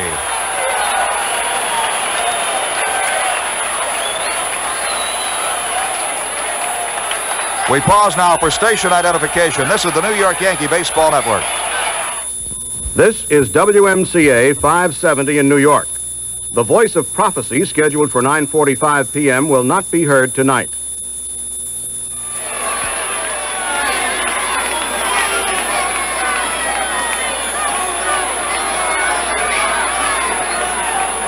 Ron Blomberg will bat for Cecil Upshaw. Left-hand hitter with 2 on and 2 gone. Swings and misses a high fastball. Strike one.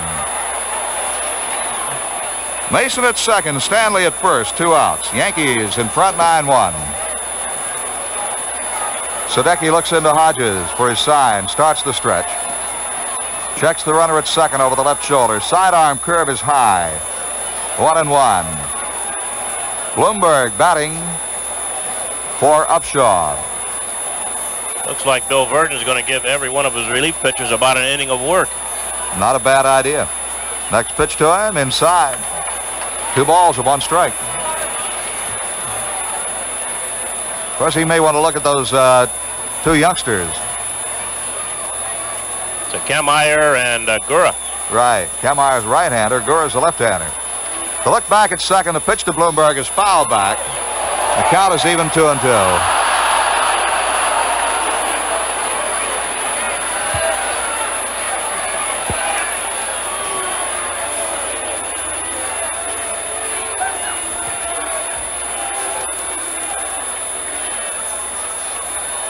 Dick Woodson right now is warming up out on the Yankee bullpen in left field. Pitch to Boomer, swing and a miss on a fastball, strike 3. That's the inning for the Yankees. No runs, 2 base hits. There were no errors and 2 men are left. And now at the end of 4.5 innings of play, the score, the New York Yankees 9 and the New York Mets 1. Ah, yes, I recall my first love quite well. Just the thought of her used to make my mouth run dry. Today I'd settle for that. I remember when I first reached out and touched her. Boy, was she cold. But then who likes hot draft beer? That's so fresh and smooth and creamy. I've been in love with it ever since. Only now I get it out of a can. A can of Peel's Real Draft. If you want a beer you can fall in love with, try Peel's Real Draft. It's just as fresh and smooth and creamy as the old days kind. When you have a can of Peel's Real Draft around, you don't need a woman. But it certainly doesn't hurt to have one, yeah. Peel's Real Draft, the kind of beer you first loved. Peel Brothers, Willimantic, Massachusetts. Well, we'll be in Minnesota tomorrow night. It'll be Dick Tidrow against Joe Decker. On Saturday afternoon, it'll be Doc Medich against Bert Blyleven. 2 young right-handers with good stuff, Medich and Blyleven. Medich on the years won 6, lost 4. And Blyleven having a bit of trouble after winning 20 last year. The curveballing right-handers 4 and 7. Then on Sunday afternoon, Mel Stottlemyre will try to break a losing streak. He's 5 and 6. And he'll go out against lefty Vic Albury. Albury's won 2 and lost 2. So that's a matchup for the upcoming Yankee series in Minnesota. The Yankees are off on Monday. Then they'll go down to Chicago to play the White Sox 3-night games. Of course, we'll have all those games for you right here on WMCA and our Yankee Broadcast Network with the Scooter, Big Frank, and Little Bill. Hey, what? When are you going to teach me how to smoke fish? When we go fishing on the 10th of June. We're going to go down there to Brielle. Going to catch some blues. I'll smoke them the next day. All right. Going to have a lot of fun. Sounds good. You know, my buddies down there, the New Jersey State Troopers, each year have a big trooper week, and we go down there and fish with them. They bring kids to Yankee Stadium and bring them here to Shea Stadium to see the Yankees and Mets play. And it's a great program, that New Jersey Trooper Youth Week. And I think you're to be congratulated, Bill, for working with them on that.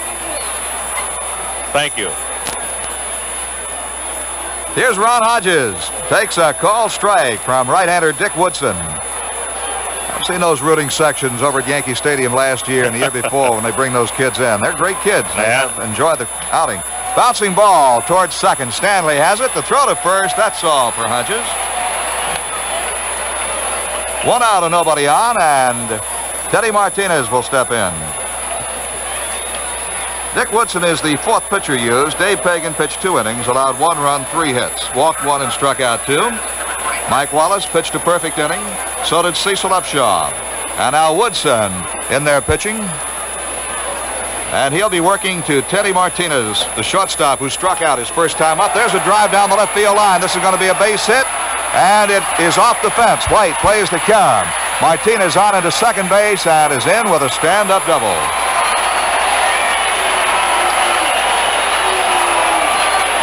So let's see, 4, 7, 8, 9, 10, 11 Mets had gone down in order until that base hit by Martinez.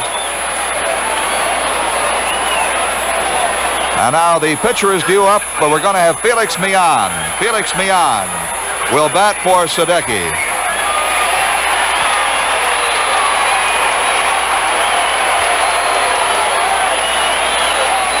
Millan is a right-hand batter.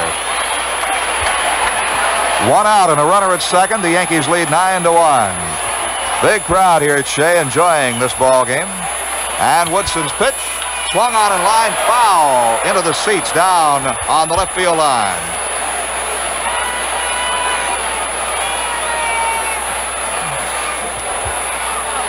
No balls and a strike.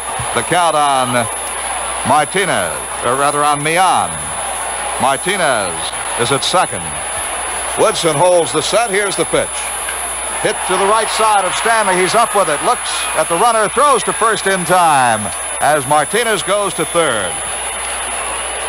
Millan is out. Stanley to Chambliss, 4-3.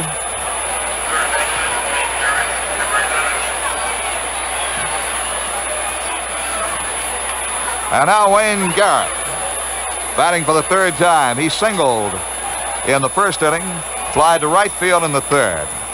Left-hand hitter Boswell on deck. Full windup by Woodson and the pitch. High, ball one. Even when he comes in, we'll let you know for sure. 3-0 pitch is taken low, ball 4. So a walk to Boswell puts runners at first and second with 2 outs. And the batter will be Ed Kranepool. Crane struck out his first time up. He replaced Cleon Jones in the batting order. Jones batted once, walked and scored. Left-hand hitter hangs over the plate. The pitch, fastball is inside, ball 1.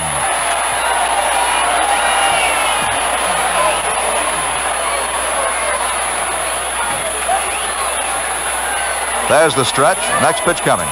Taken low, ball 2.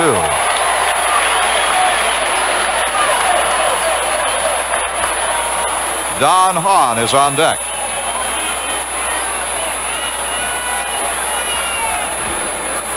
Kranepool swings away, pops it up down the first base line. Chambliss gets under it, and he makes the catch to retire the side. The Mets score 1 run on 2 hits. There were no errors and 2 men left.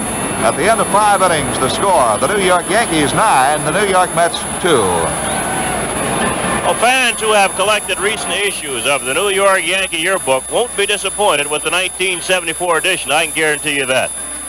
It has great color photography, beautiful layouts, and unusual features. It's a new team picture in color, and of course, a novel Yankee feature. Last year, it was the historical Yankee Stadium insert booklet. This year, it's a recorded history of Yankee Stadium, a long-playing record of the voices and sounds of Yankee Stadium from 1923 through 1973. This record is 32 minutes long, and the record is bound right in your yearbook. Another collector's item. It's on sale here at Shea Stadium and at newsstands all over the metropolitan area. The price this year again will be $1.50, including the record insert. That's a great new Yankee yearbook for 1974. Another collector's item.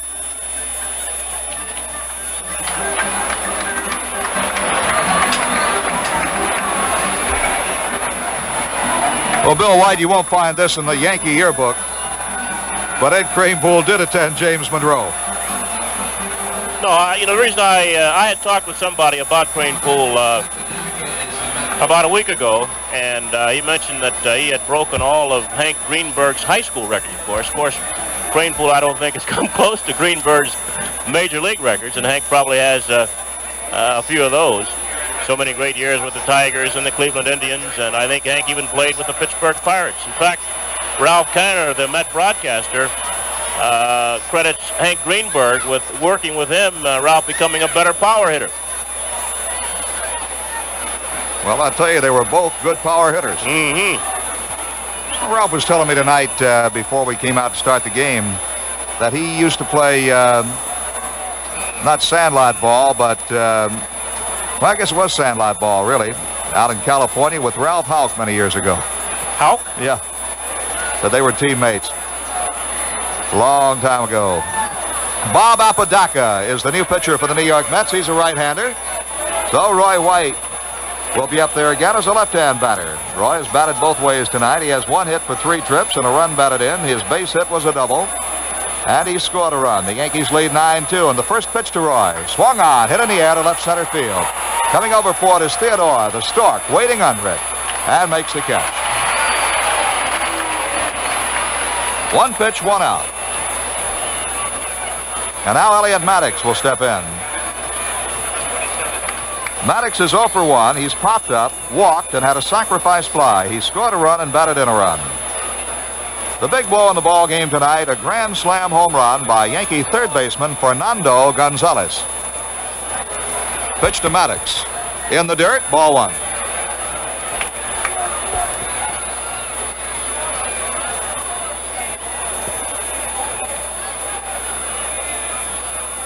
Apodaca, right-hander, winds and deals. Fastball is over. Strike call. It's 1-1.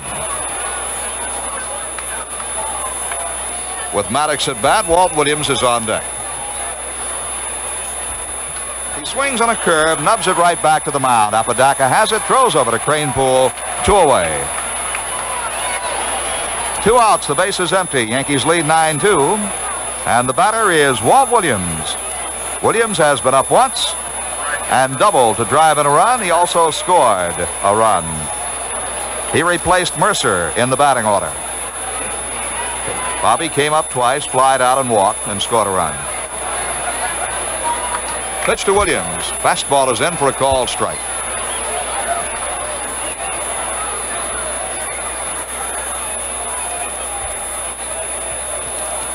Next pitch coming. Off-speed breaking ball for a strike 2 call. One thing about a crowd like this, on every play, there's reason to cheer because you're either a Yankee fan or a Met fan or both. Check swing, but a foul tip off the shin guards of Hodges. The count remains 0-2.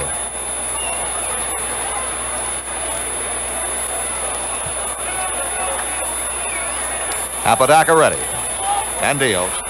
Williams swings and misses. The ball that was way outside, moving away from him. So the Yankees go down 1-2-3. And in the middle of the 6th inning, the score, the Yankees 9 and the Mets 2.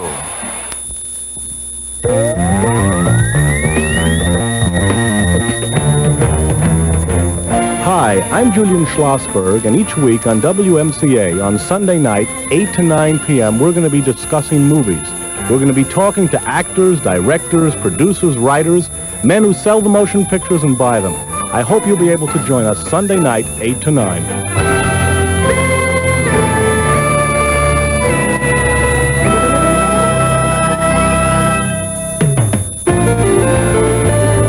Hello, this is Bob Grant. Are you one of those people who says, Bob, I listen, but I never call? Well, if you don't call, why not? Try me on 489-1155. That's the number to remember on Dialogue Radio WMCA, your voice in New York.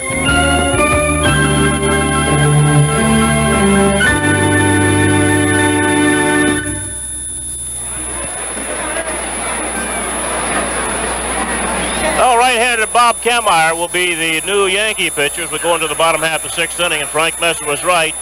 He has changed numbers. He was listed to wear number 50, but he's wearing 54. Kemmeyer's a big fella. 6'4", goes 210. He was born 24 years ago in Kansas City, Kansas. And he's a graduate of Stanford with a bachelor's degree in economics. Been up at West Haven. This year with West Haven, he started 7 games, completed 4, and the big right-hander won 5 and lost 2 with an ERA of 2.67. Well, we talked to him before the ball game, Frank. I said, "Are you nervous?" He said, "No." And I asked him what he had, kind of stuff he had, and he said, "Well, I basically try to turn the ball over." He tries to throw a lot of sinkers, so if that's the case, and if he does well, we should see a lot of ground balls. Okay, we'll see what he has in just a moment because he'll be ready to pitch to Don Hahn, leading off for the Mets in the bottom half of the 6th inning.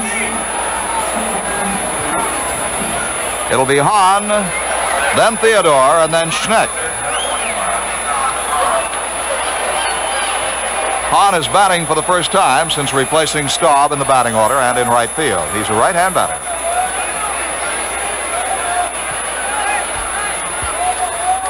So Bob Kallmeyer ready to work. Fastball is swung on and missed, and it did come in with a dip on it. Sinking fastball.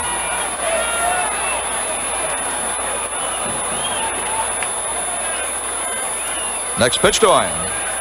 That's looked like a pretty good slider, didn't it, Bill? Yep. And it was down. He'll get those pitches because Tom Gorman, a National League umpire, will call the low pitch a strike. No balls and 2 strikes. The count. The windup, the pitch. Swung on and bounced foul into the Yankee dugout, scattering Thurman Munson. Ellie Howard fielded the ball off the wall. I don't blame Munson for scattering. He doesn't want to try to catch any of those and re-injure that hand. He hurt it again night before last, and that thumb doesn't look too good. Pitch here. Swung on. Ground ball to third. Gonzalez gobbles it up. Throws across. He's safe. The throw pulls Chambliss off the bag, and Hahn ducked around him.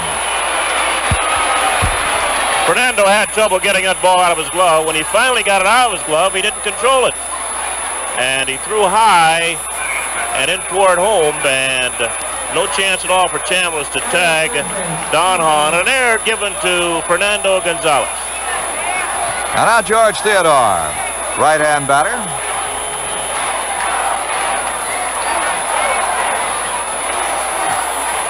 Theodore batting for the first time. He replaced Milner in the batting order. And the pitch to him. He bluffs a bunt, takes outside, a fastball. Runner at first, nobody out. The Yankees lead it 9-2.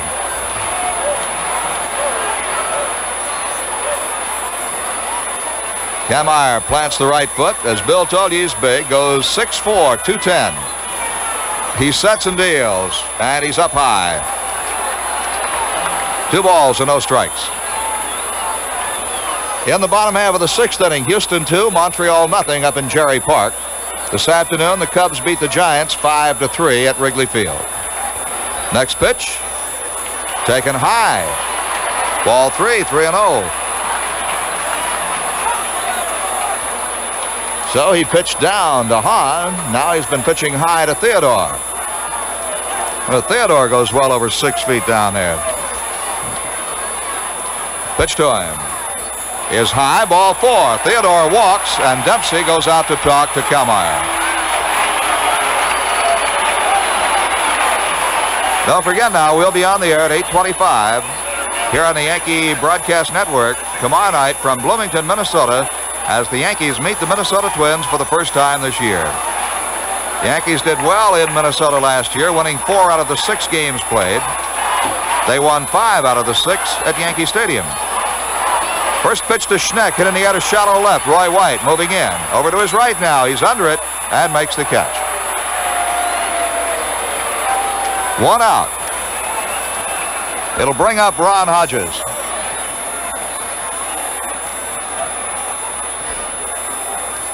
Yankees are leading 9-2. We're in the bottom half of the 6th inning. While the Yankees go to Minnesota for a series starting tomorrow night, the Mets open a homestand here at Shea Stadium against the Houston Astros. Yanks have 6 games on the upcoming road trip. First pitch to Hodges. Fastball is in for a strike. Hodges, left-hand batter, has grounded out twice to third base and to second. Teddy Martinez, the shortstop, is on deck.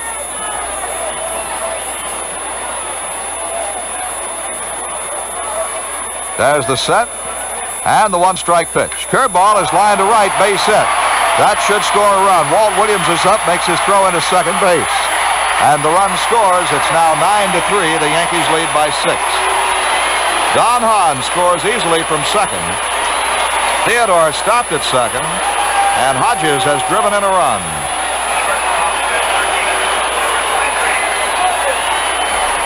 That brings up the shortstop, Teddy Martinez. He has struck out and doubled and scored a run. Last time up, he doubled off the wall in left field. Right-hand batter. Down on the end of the bat. 2 on. He swings, pops it up, deep shortstop. Infield fly rule in effect as Mason settles under it and makes the catch back in the grass. Now there are 2 down with runners at first and second. And Apodaca is due. Nobody has come out as yet. We'll see if Yogi goes for a pinch hitter. He has a right-hander throwing out in the bullpen. And it looks like it will be Jerry Grody. Jerry Grody will bat for Apodaca. He's a catcher by trade. One of 3 carried by Yogi Berra. Ron Hodges was catching this game, Jerry Grody and Duffy Dyer. The right-hander in the bullpen is Bob Miller. Well, there's a guy out there, Bill White, you can talk about when he comes in. You may have faced him on about 6 or 8 different clubs. Hasn't he been... Not only that, I played with him. I think he's been on, let's see. He's been on 10 clubs, but he's been at here twice. He was one of the original Mets. And he might have been back with the Cardinals twice. I'm not sure. But he's been on a total of 12 clubs. Right now, let's watch Jerry Grody as he bats for Apodaca. Right-hand hitter up there with 2 on and 2 out. Bob Kallmeyer ready to work to him. The big right-hander's pitch high, a ball.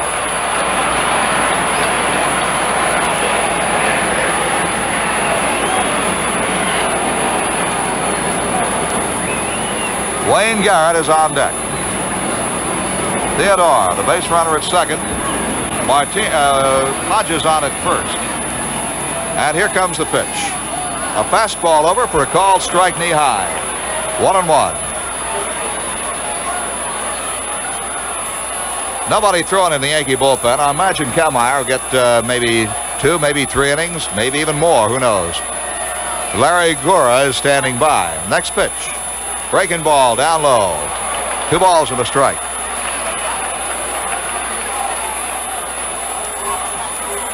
Yankees lead 9-3. Bottom half of the 6th. Big stretch by Kallmeyer. Checks the runner at second. The pitch, cut on. Bouncing ball back past the mound. Charged by Mason. He's up. He throws. He's out. Close play at first base, and the side is retired. For the Mets in the 6th. 1 run on 1 hit. There was a Yankee error and 2 men are left on. And now at the end of 6, the score. The New York Yankees 9 and the New York Mets 3.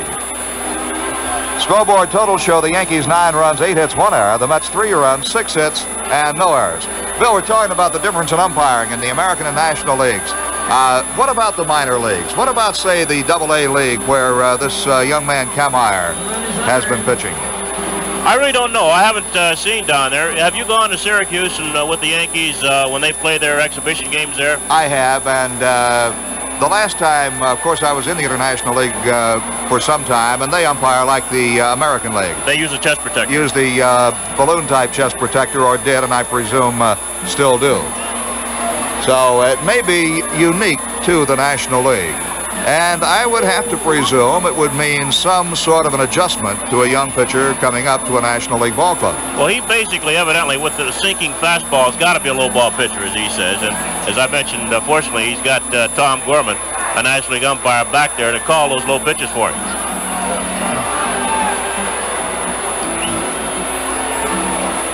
Well, right now, the Mets will bring in a new pitcher. It will be the well-traveled Bob Miller.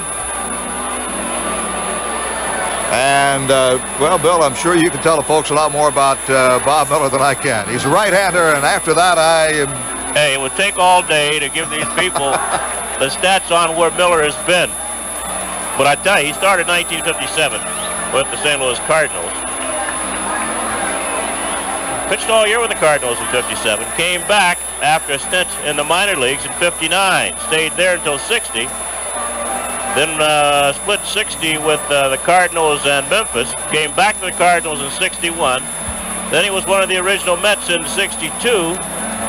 Traded him to the Dodgers. He stayed out there from 63 through 67. With the Minnesota Twins in 68 and 69. With Cleveland and Chicago, the White Sox in 1970.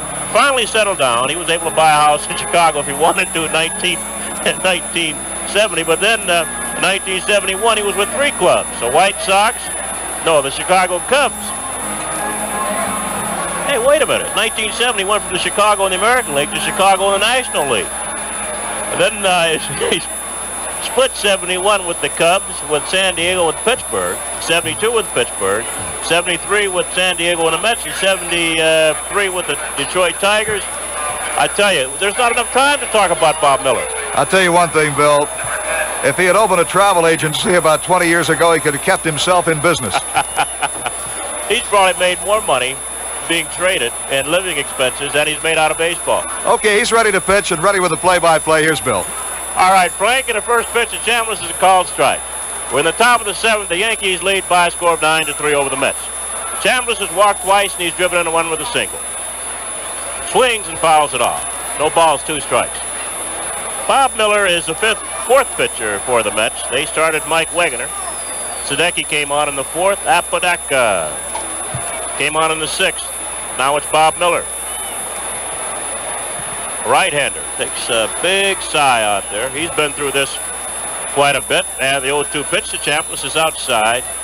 1-2. Miller has an excellent slider. And when he was with the Dodgers, he was known to load it up once in a while. Called it a sinker. 1-2 pitch. Change up inside. It's 2-2. It'll be Chambliss, Gonzalez, and Rick Dempsey for the Yankees here in the 7th inning.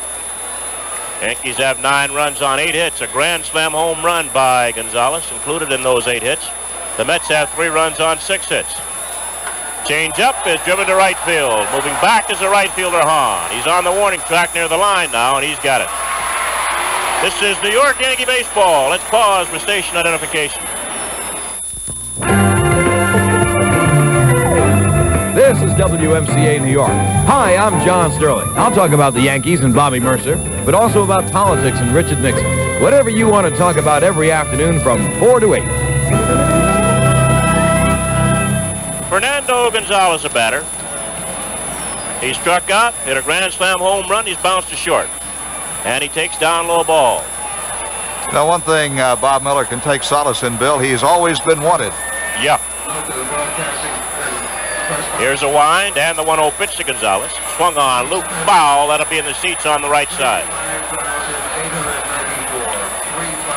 1 ball, 1 strike count on Fernando Gonzalez.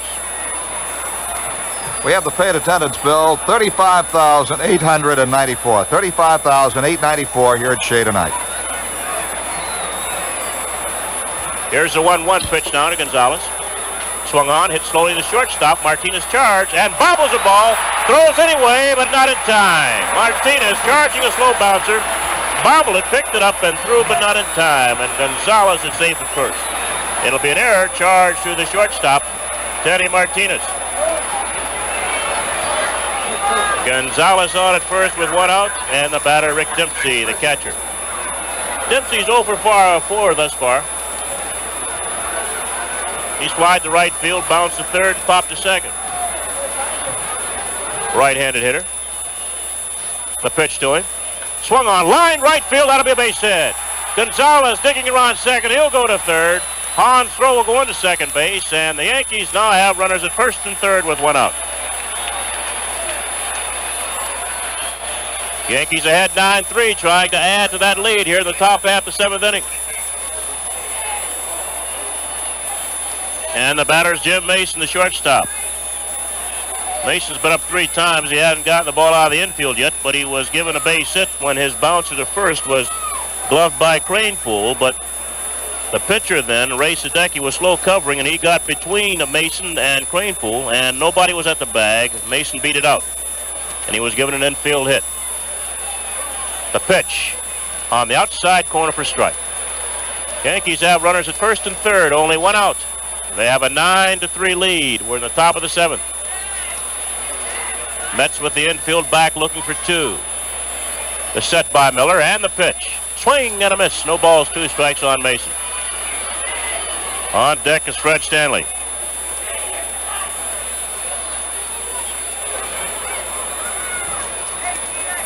Gonzalez at third. Dempsey off first. The set by Miller and the 0-2 pitch. Outside, knocked down by Hodges. And now Dempsey goes to second. The throw there is not in time. So that wipes out the double play, and that'll be a pass ball charged to Ron Hodges. Dempsey scooting down to second base. Now the Mets will have to bring their infield in. Yankees now runners at second and third, only one out, and a 1-2 count on Jim Mason. Infield in for the Mets. Garrett, the third baseman. Martinez, the shortstop.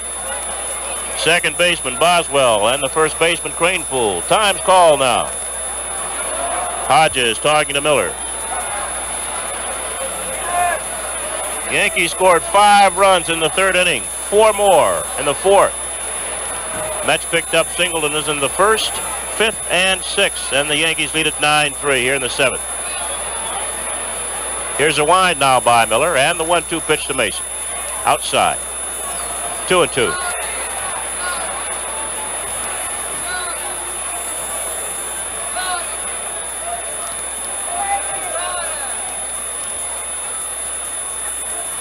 Infield in.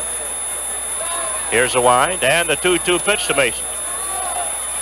Called strike 3, got him looking. Just got the outside part of the plate. And they're 2 down. Big strikeout for Bob Miller.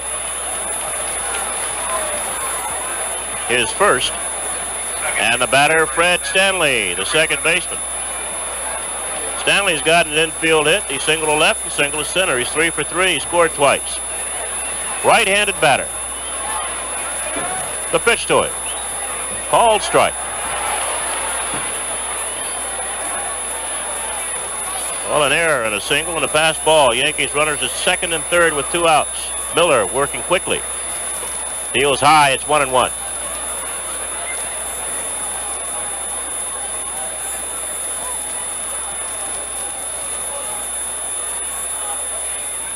Infield and outfield straight away for Fred Stanley.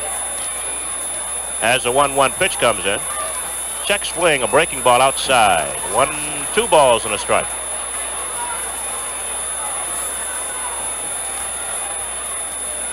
Yankees leave here tonight and they'll go to Minnesota to play the Twins tomorrow night. 2-1 pitch. Too high, it's 3-1. On deck, the pitcher, Bob Kemmeyer. We're playing National League rules. There is no designated hitter. 3-1 pitch. A breaking ball's a called strike. It's full count. Seems like baseball would have the same rules in both leagues.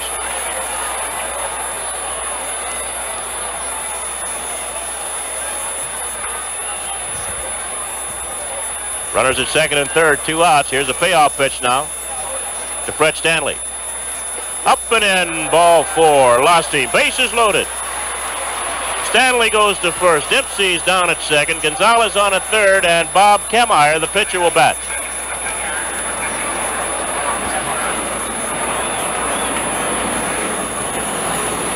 He's a right-handed batter. Big fella. Big strike zone. He's 6'4", goes 210. Well, he looks like a hitter.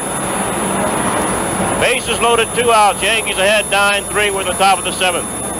Miller's first pitch. Swung on, fouled off on the right side. That'll be back in the seats. Got a good cut. No balls and a strike. Outfield playing in shallow, and they're playing Kemmeyer to hit to the right side. Hahn in close, and near the line in right field. Center fielder Schneck a step or 2 over toward right center. Theodore, the left fielder, in close and straight away. And the 0-1 pitch. Swing and a miss. No balls, 2 strikes. Bob Kemmeyer against Bob Miller with the bases loaded and 2 outs. Top of the 7th. Miller has a sign from Hodges. He's in the windup and the 0-2 pitch. Called strike 3, got him looking. Oh, the Yankees loaded the bases up with 2 outs, and Miller struck out the pitcher Bob Kemmeyer. For the Yankees in the 7th inning, no runs, 1 hit, 1 error. They left 3 men on base. We go now into the bottom half of the 7th inning. The Mets 7. The score, the Yankees 9 and the Mets 3. This is Phil Rizzuto for the Money Store. Do you need money? Well, the Money Store wants to tell you how to get it free. No, you won't find anyone giving money away free of charge. But at Modern Acceptance Corporation, better known as the Money Store, we're doing something almost as good. We're giving away a 24-page booklet called A Guide to Borrowing Money. This easy-to-read booklet is packed with vital information about bank loans, small loans, insurance loans, secondary mortgage loans, and many others. You'll learn all about interest charges and repayment plans. Whether you plan to borrow $500 or any amount up to $25,000, you should read this new booklet published by the Money Store. For your free copy, call the Money Store at 241-5000. That's 241-5000, area code 201. Ask for your free copy of A Guide to Borrowing Money. That number again is 241-5000. That's 241-5000. This offer is for New Jersey homeowners only. Well, don't forget the Yankees' next home game here at Shea Stadium will be coming up against the Minnesota Twins on Friday night, June the 7th. That's after the Yankees visit Minnesota and Chicago on the road trip. 3 games with Minnesota, Friday night the 7th, Saturday afternoon the 8th, and Sunday afternoon the 9th. And Sunday will be Bat Day here at Shea Stadium, the New York Yankees Bat Day with a Hillerich and Bradsby Little League slugger being given to every boy and girl 14 and under, whether accompanied by an adult or not. That's the Yankees' new policy. So don't forget, Sunday the 9th, Bat Day, Bill. All right, Frank. Garrett's in, takes the strike. We're at the top of the Met batting order. The Yankees lead 9-3 with the bottom of the 7th. It'll be Garrett, Boswell, and Cranepool against Kameyer. The check swing is down low. It's 1-1. They're playing Garrett to pull with Mason, the shortstop, almost behind second. 1-1 pitch to Garrett. Swung on, hit on the ground. Stanley dives but can't get to it. Out of the center field, base hit. Stanley moving quickly to his right. Dove for the ball but couldn't get to it. Went past him out into center field and right center. And Wayne Garrett now has 3 base hits, all singles. That's base hit number 7 against Yankee pitching. Garrett at first, nobody out. Ken Boswell a batter. And we see in the Yankee bullpen, Bill, now that left-hander we were talking about, Larry Gura. He'll probably go the last 2 innings. Now the set by Kameyer as Boswell is in. The pitch is high and away a ball. Chambliss playing behind Garrett. The Yankees have a 6-run Bulls. They're ahead 9-3. And they don't think the Mets will be running here. The 1-0 pitch. Swung on, bounced slowly to first base. Foul. Eddie Yost. It's not Eddie Yost. It's that shortstop. Play for Cincinnati. Roy McMillan. He didn't make too many errors when he played. Good shortstop. He fielded that one flawlessly and threw it out. So that's 1-1 on Boswell. The set and the pitch. High and away. It's 2-1. Frank, it seems that when this kid has to stretch, throws the ball up. When he winds up, he gets it down. The big right-hander sets and checks the runner Garrett off first.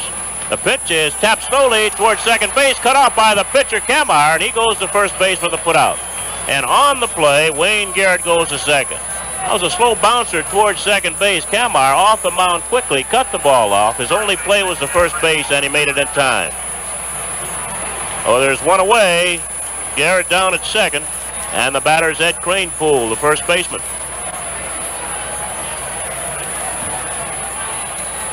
Cranepool has struck out and he's popped up. The pitch to him. Swing and a miss on a breaking ball. Eddie got into the ball game in the 2nd inning and went out to left field to replace Cleon Jones. Then when Theodore came into the ball game, Theodore went to left and Cranepool went back to first.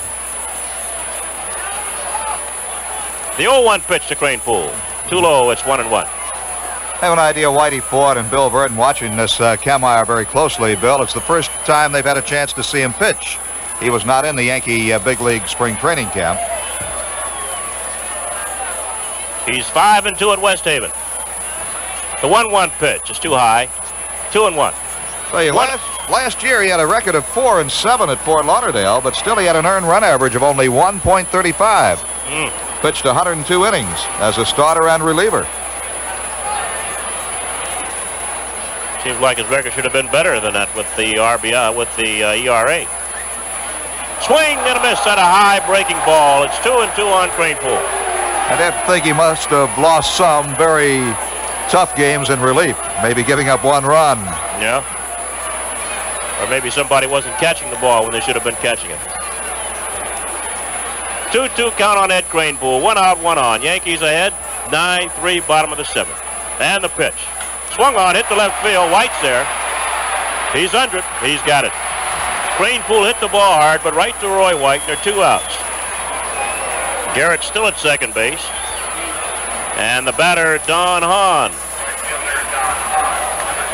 Hahn's been up once. He got on an error by Fernando Gonzalez, the third baseman, and he scored. Scored on a single by Ron Hodges.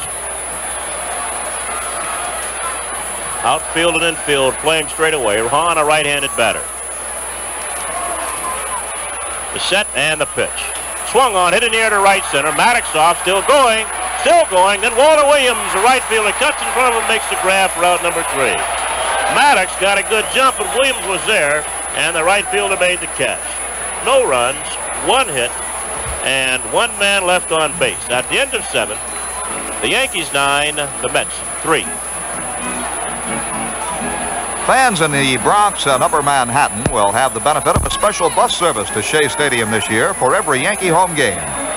Yes, the New York bus service provides buses to Shea from Fordham Road and Webster Avenue, or from Broadway on 178th Street. That's the George Washington Bridge bus station.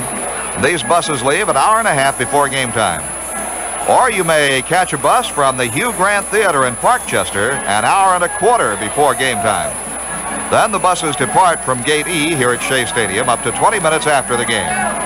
For additional information, you can call the New York Bus Service, 212-994-5500. That's 994-5500. Through 7 innings, the Yankees 9 runs, 9 hits and an error. The Mets 3 runs, 7 hits and an error in this 12th annual Mayor's Trophy game here at Shea Stadium.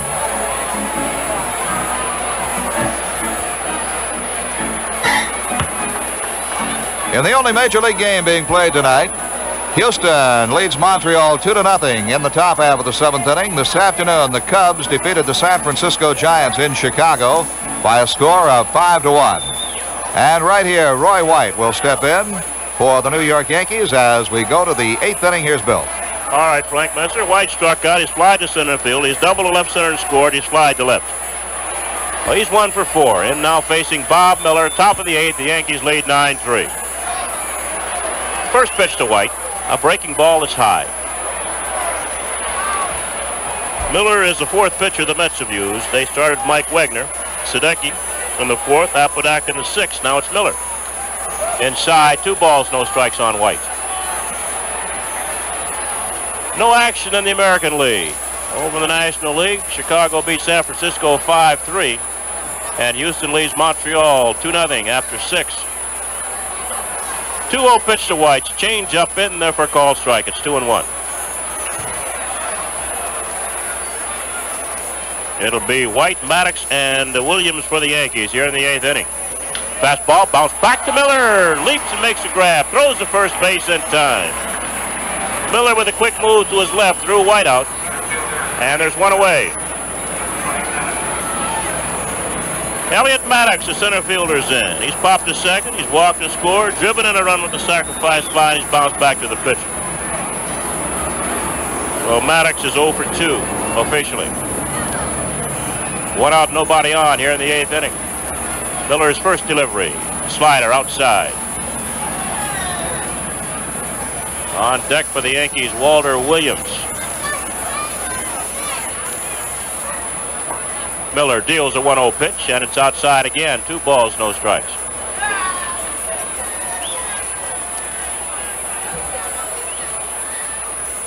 $35,894 fans here at Shea. Fastball hit on the ground to shortstop. Dug out there by Martinez. Long throw the first in time. And there are 2 outs.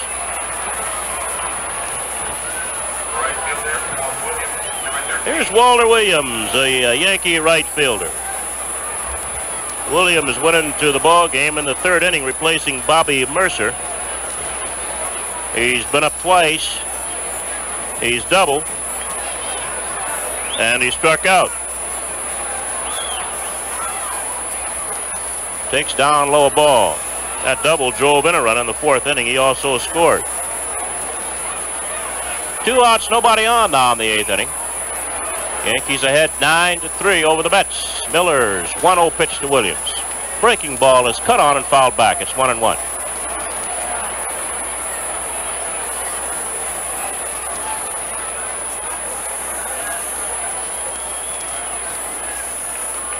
Bob Miller with a new baseball. Goes to the rosin bag. Looks at the scoreboard. Sees a 1-1 count on Walter Williams. Now Williams calls time. He backs out.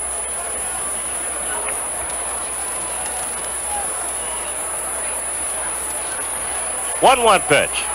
Up and in. 2 balls and a strike.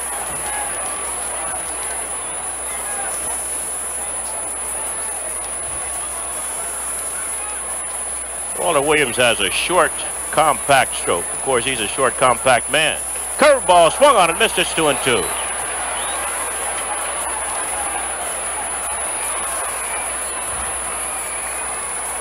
Garrett Martinez, Boswell, Cranepool in the infield, Theodore, Schneck, and Hahn in the outfield for the Mets. Ron Hodges has gone all the way behind the plate. 2-2 pitch now to Walter Williams. Swung on, chopped to third. Bobbled and grabbed by the third baseman. His throw to first is in time. Garrett got that ball, bobbled it a minute, came up with the handle and threw Williams out. For the Yankees in the eighth inning, a 3 up and 3 down. We go now into the bottom half of the eighth inning. The Yankees lead the Mets by a score of 9-3. People never thought of me as much of a lover. They think of Casablanca instead of Casanova. They don't know the real me. I can fall in love, too. In fact, I'm still in love with my first love. We met at the bar. I couldn't wait to get my hands on her. I walked over to her. I picked her up, and then I knocked her down. She was the best glass of beer I ever had. It was draft beer, fresh, smooth, creamy. And ever since, I can't get draft beer out of my mind. So now I get real draft beer out of a can of Peel's Real Draft. If you want the beer you can fall in love with, try Peel's Real Draft. It's just as fresh and smooth and creamy as the kind I used to drink. Now that I've discovered Peel's Real Draft, I'm so happy. It's driving me sane. Peel's Real Draft, the kind of beer you first loved. Peel Brothers, Willimantic, Massachusetts. Well, we hope you'll be listening for us tomorrow night at 8:25. Bill White, Phil Rizzuto, and I will be on the air from Bloomington, Minnesota.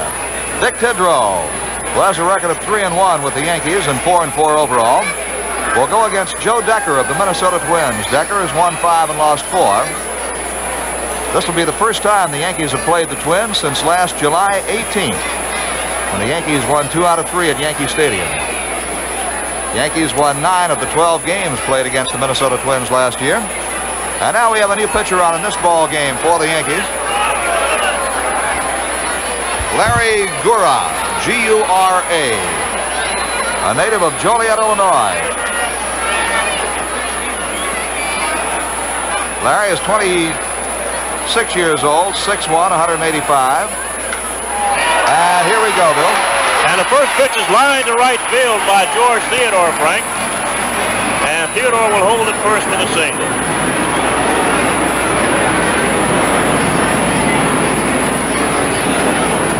Gura is the 6th pitcher for the Yankees. Pagan started, Wallace in the 3rd, Upshaw in the 4th, Woodson in the 5th, Kamier in the 6th. Now it's Larry Gura. The batter, Dave Schneck, takes outside a ball. Yankees ahead 9-3 with the bottom half of the 8th inning. George Theodore at first base with nobody out. Now the set by the left-hander. The pitch swung on and missed. 1-1. Gura was drafted by the Chicago Cubs. He was their 2nd pick in the June 1969 free agent draft. The Yankees bought him from Spokane of the West Coast League. 1-1 pitch to Schneck is a breaking ball. It's a called strike 2. Schneck doesn't like the call. started to say something to Tom Gorman, the home plate umpire, but changed his mind. Burrow working quickly, sets, checks the runner, the 1-2 pitch, swing and a miss. Schneck waved at a breaking ball, low and away, and there's one away. Kemar went 2 innings.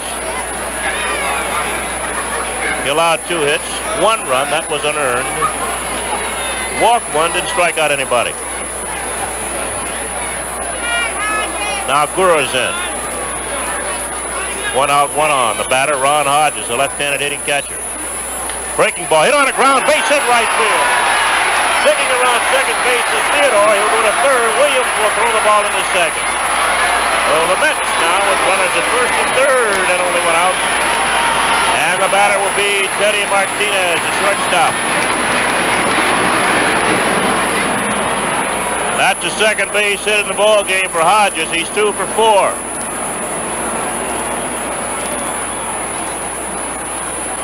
Martinez, the right-handed batter, has struck out. He's doubled and scored, and he's popped to short. Yankee infield back looking for 2. Yankees have a 9-3 lead here in the bottom half of the 8th inning. Pitch is lined to right center field. Maddox is going after, still going. One hands it well to right center field. Tagging up at third and scoring is George Theodore. An excellent play by the center fielder, Elliot Maddox. Went a long way over to right center field and make the grab on Martinez, robbing him of an extra base hit. But on the play, Theodore scores. Hodges holds it first. Yankees now lead 9-4. And we're waiting on a batter. The pitcher, Bob Miller's due in.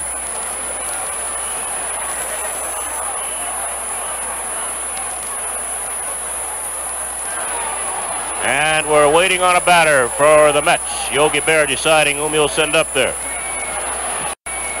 Looks like he's used just about everybody he's got. Yogi might get a bat.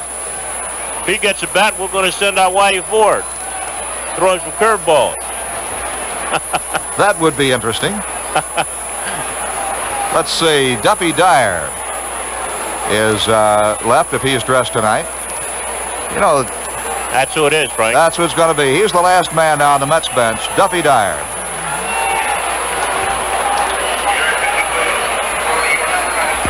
Well, with 2 outs, a man at first base, 1 run in, Duffy Dyer will bat for Bob Miller. Dyer's a right-handed batter. The Yankees will play him straight away. Gura sets, kicks and deals. Fastball, it's a called strike, right on the knees.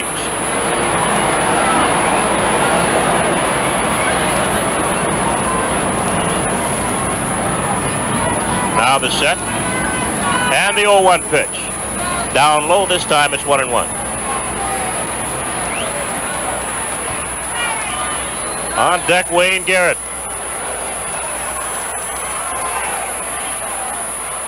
Here's a 1-1 pitch now to Duffy Dyer. Pulled foul. That'll be in the mezzanine on the left side. Out of play. 1-2. Yankees at all their scoring in 2 innings. They picked up 5 runs in the 3rd, 4 more in the 4th. The big hit, a grand slam home run by Fernando Gonzalez. 1-2 pitch now to Dyer. Check swing down low, 2-2. Mets picked up single and runs in the 1st, 5th, 6th, and have gotten 1 so far this inning. Yankees ahead 9-4. 2-2 pitch. Outside, full count.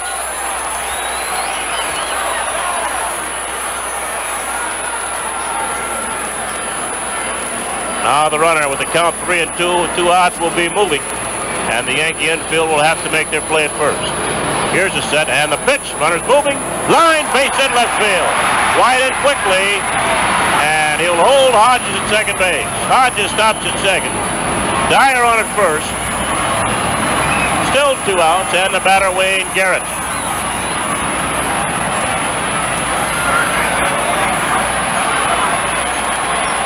Garrett has 3 base hits, all singles in this ball game. He's only made 1 out.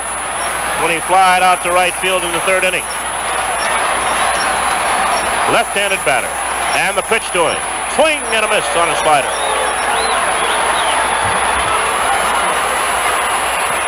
No balls and a strike. Runners at first and second with 2 outs. Gura looking for a sign. Now the left-hander steps. Checks the runners. And the 0-1 pitch. Just misses outside, 1-1.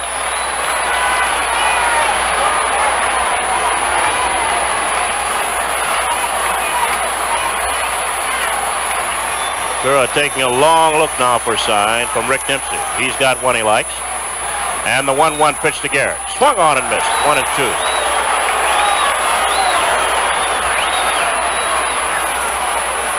On deck, Ken Boswell.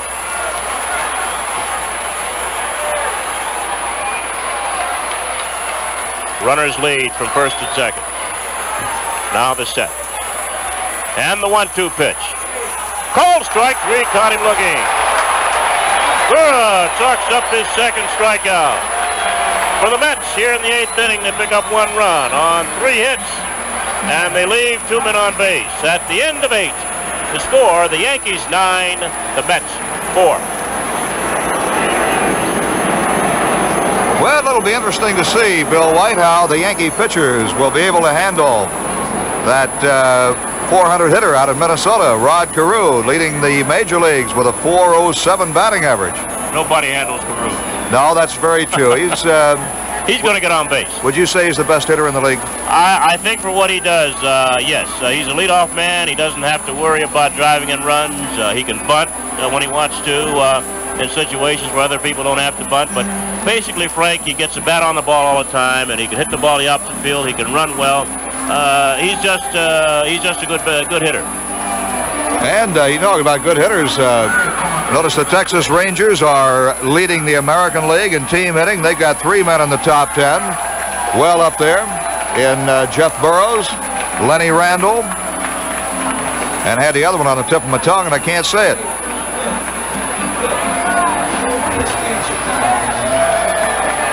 Texas Rangers with 3 in the top 10. It's Mike Hargrove's one I was trying to think of. He, Burroughs, and Lenny Randall. Getting back, though, for just a second as Harry Parker warms up, Bill, what are the chances of there ever being another 400 hitter? I would think it would be slim, although, especially in the American League where you don't have the artificial surfaces. I think if there would be a 400 hitter, it would be a switch hitter like Pete Rose playing on the artificial surface that they have there in Cincinnati, where the ball really shoots off there. I know I talked to some hitters, and they say they don't think so because of the relief pitchers are so good now. You just get used to a guy and he's out of the ball game. You get a hit off of him maybe. Next time you come up, you got somebody else out there fresh from the bullpen. But a guy like Rose and a guy like Carew, they're going to get their base hits because they don't try to pull everything. They hit the ball where it's pitched. Okay, we're ready to go to the 9th. Here you are, Bill. All right, Frank Chambliss in against Parker. He hits one to right field for a base hit out of reach of Ed Kranepool, the first baseman. And Chambliss will hold at first base. Yankees ahead 9-4 here in the 9th inning for Chambliss. His second base hit of the ball game. He's walked twice. He's singled twice. He's flied to right field. He's driven in 2 runs. He scored 1. So he's at first base, and the batter Fernando Gonzalez. He struck out, hit a grand slam home run, bounced to short, and got on an error.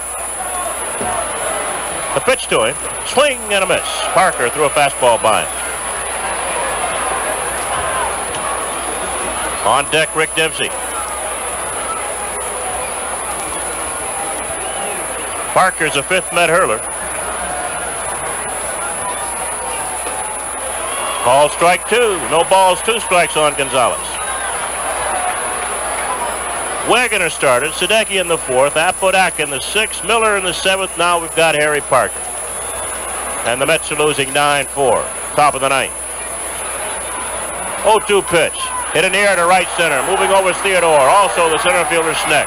Schneck's under it. He's caught it for out number 1. Going back to first base, Chris Chambliss. This is New York Yankee baseball. Let's pause for station identification. This is WMCA New York, and I'm Richard Hayes, and join me every Sunday morning from 11 right on up until Yank Yankee baseball time. Rick Dempsey's a batter. Lines one to right center field, might be trouble. After it's on, he'll never get to it. Up against the wall, digging around second base is Chambliss, going into second with a stand-up double, Rick Dempsey. Rick Dempsey getting his second base hit of the ball game, both to right field.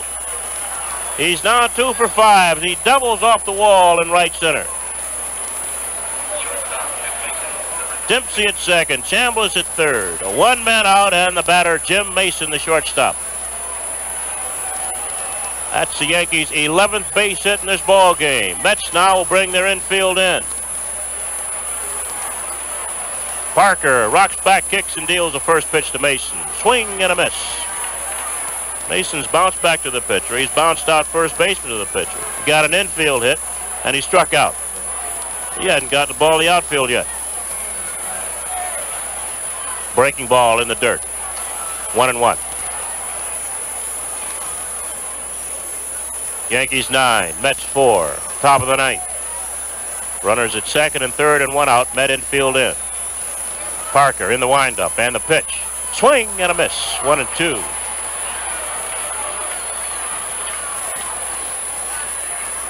On deck is Fred Stanley, the second baseman.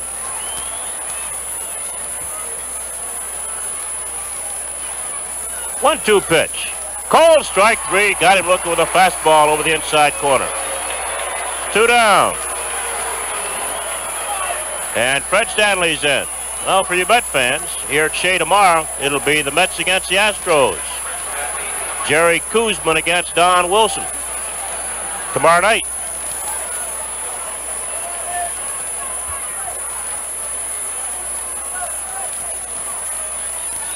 Swing and a miss by Stanley. No balls and a strike.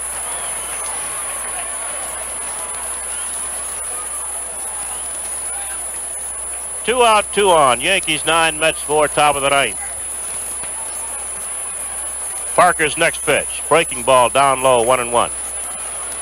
The Mets will have Boswell, Crane-Poole, and Hahn against Larry Gura in the bottom of this inning. Parker looking for side. 1-1 pitch to Stanley. Swung on, popped foul on the right side. That'll be out of play. No play for Crane-Poole. 1-2. Chambliss back to third. Dempsey back to second.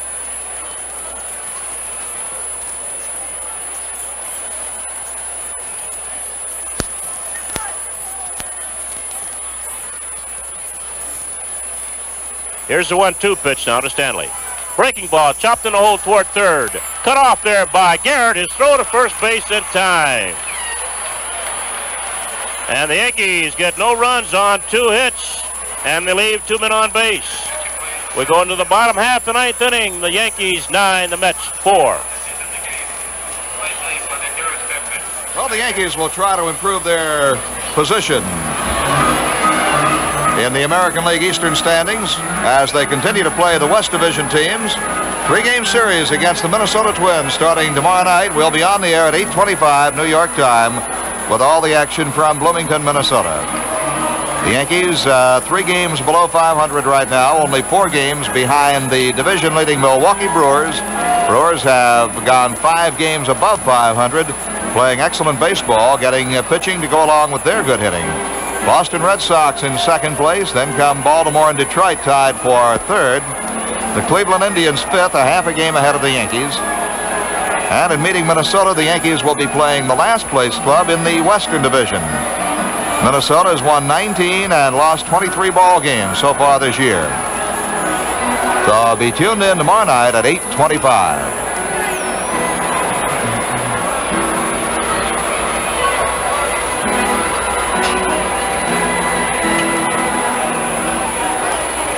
All right, we go to the bottom half of the ninth inning. Yankees leading by a score of 9-4.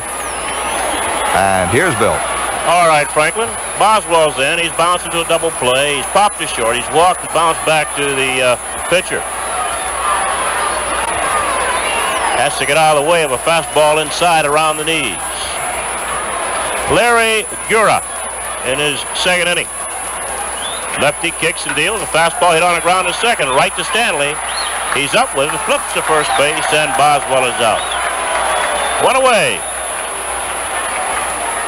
Ed Cranepool's the batter. Cranepool is struck out, popped out, lined out. 0 for 3. Left-handed batter. Gura's first pitch. Swung on, hit in the air to left field. Coming on is Roy White. He's under it, and White has it. 2 up and 2 down. And the Yankees 1 out away from evening this annual Mayor's Trophy game series at 6 games apiece. Don Hahn's in. Hahn has gotten on an error, and he's flied to right field. So he's 0 for 2, right-handed batter. Swing, chopped to short, charged by Mason. Long throw to first is in the dirt, and it's grabbed, though, by Chris Chambliss. The ball game is over. Good play by Chambliss as he scooped up and threw in the dirt. No runs, no hits, no errors, nobody left. Final score here at Shea. The Yankees 9 and the Mets 4.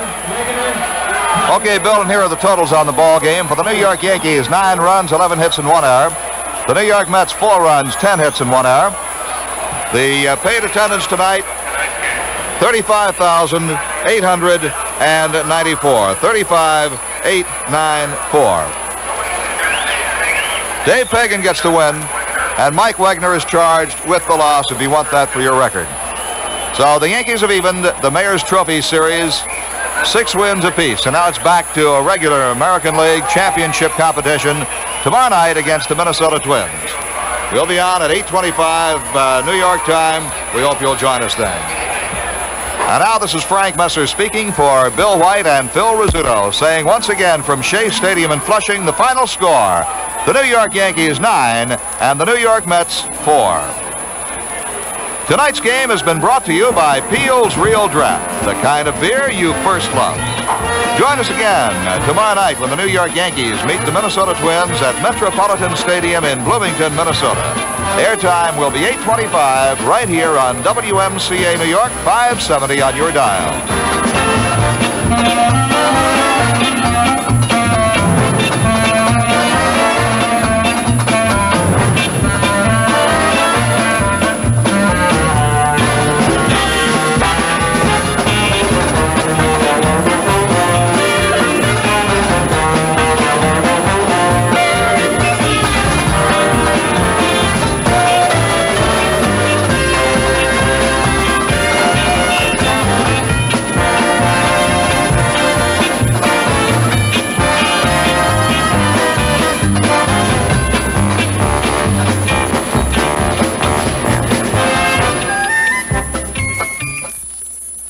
This is Dialogue Radio 57, WMCA, New York.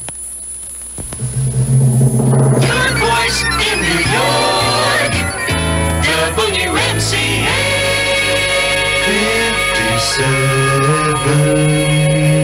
Yes, this is the Barry Gray Show, but as you can probably tell from the sound of things, it's not Barry. He is somewhere over the Pacific, I think, about now.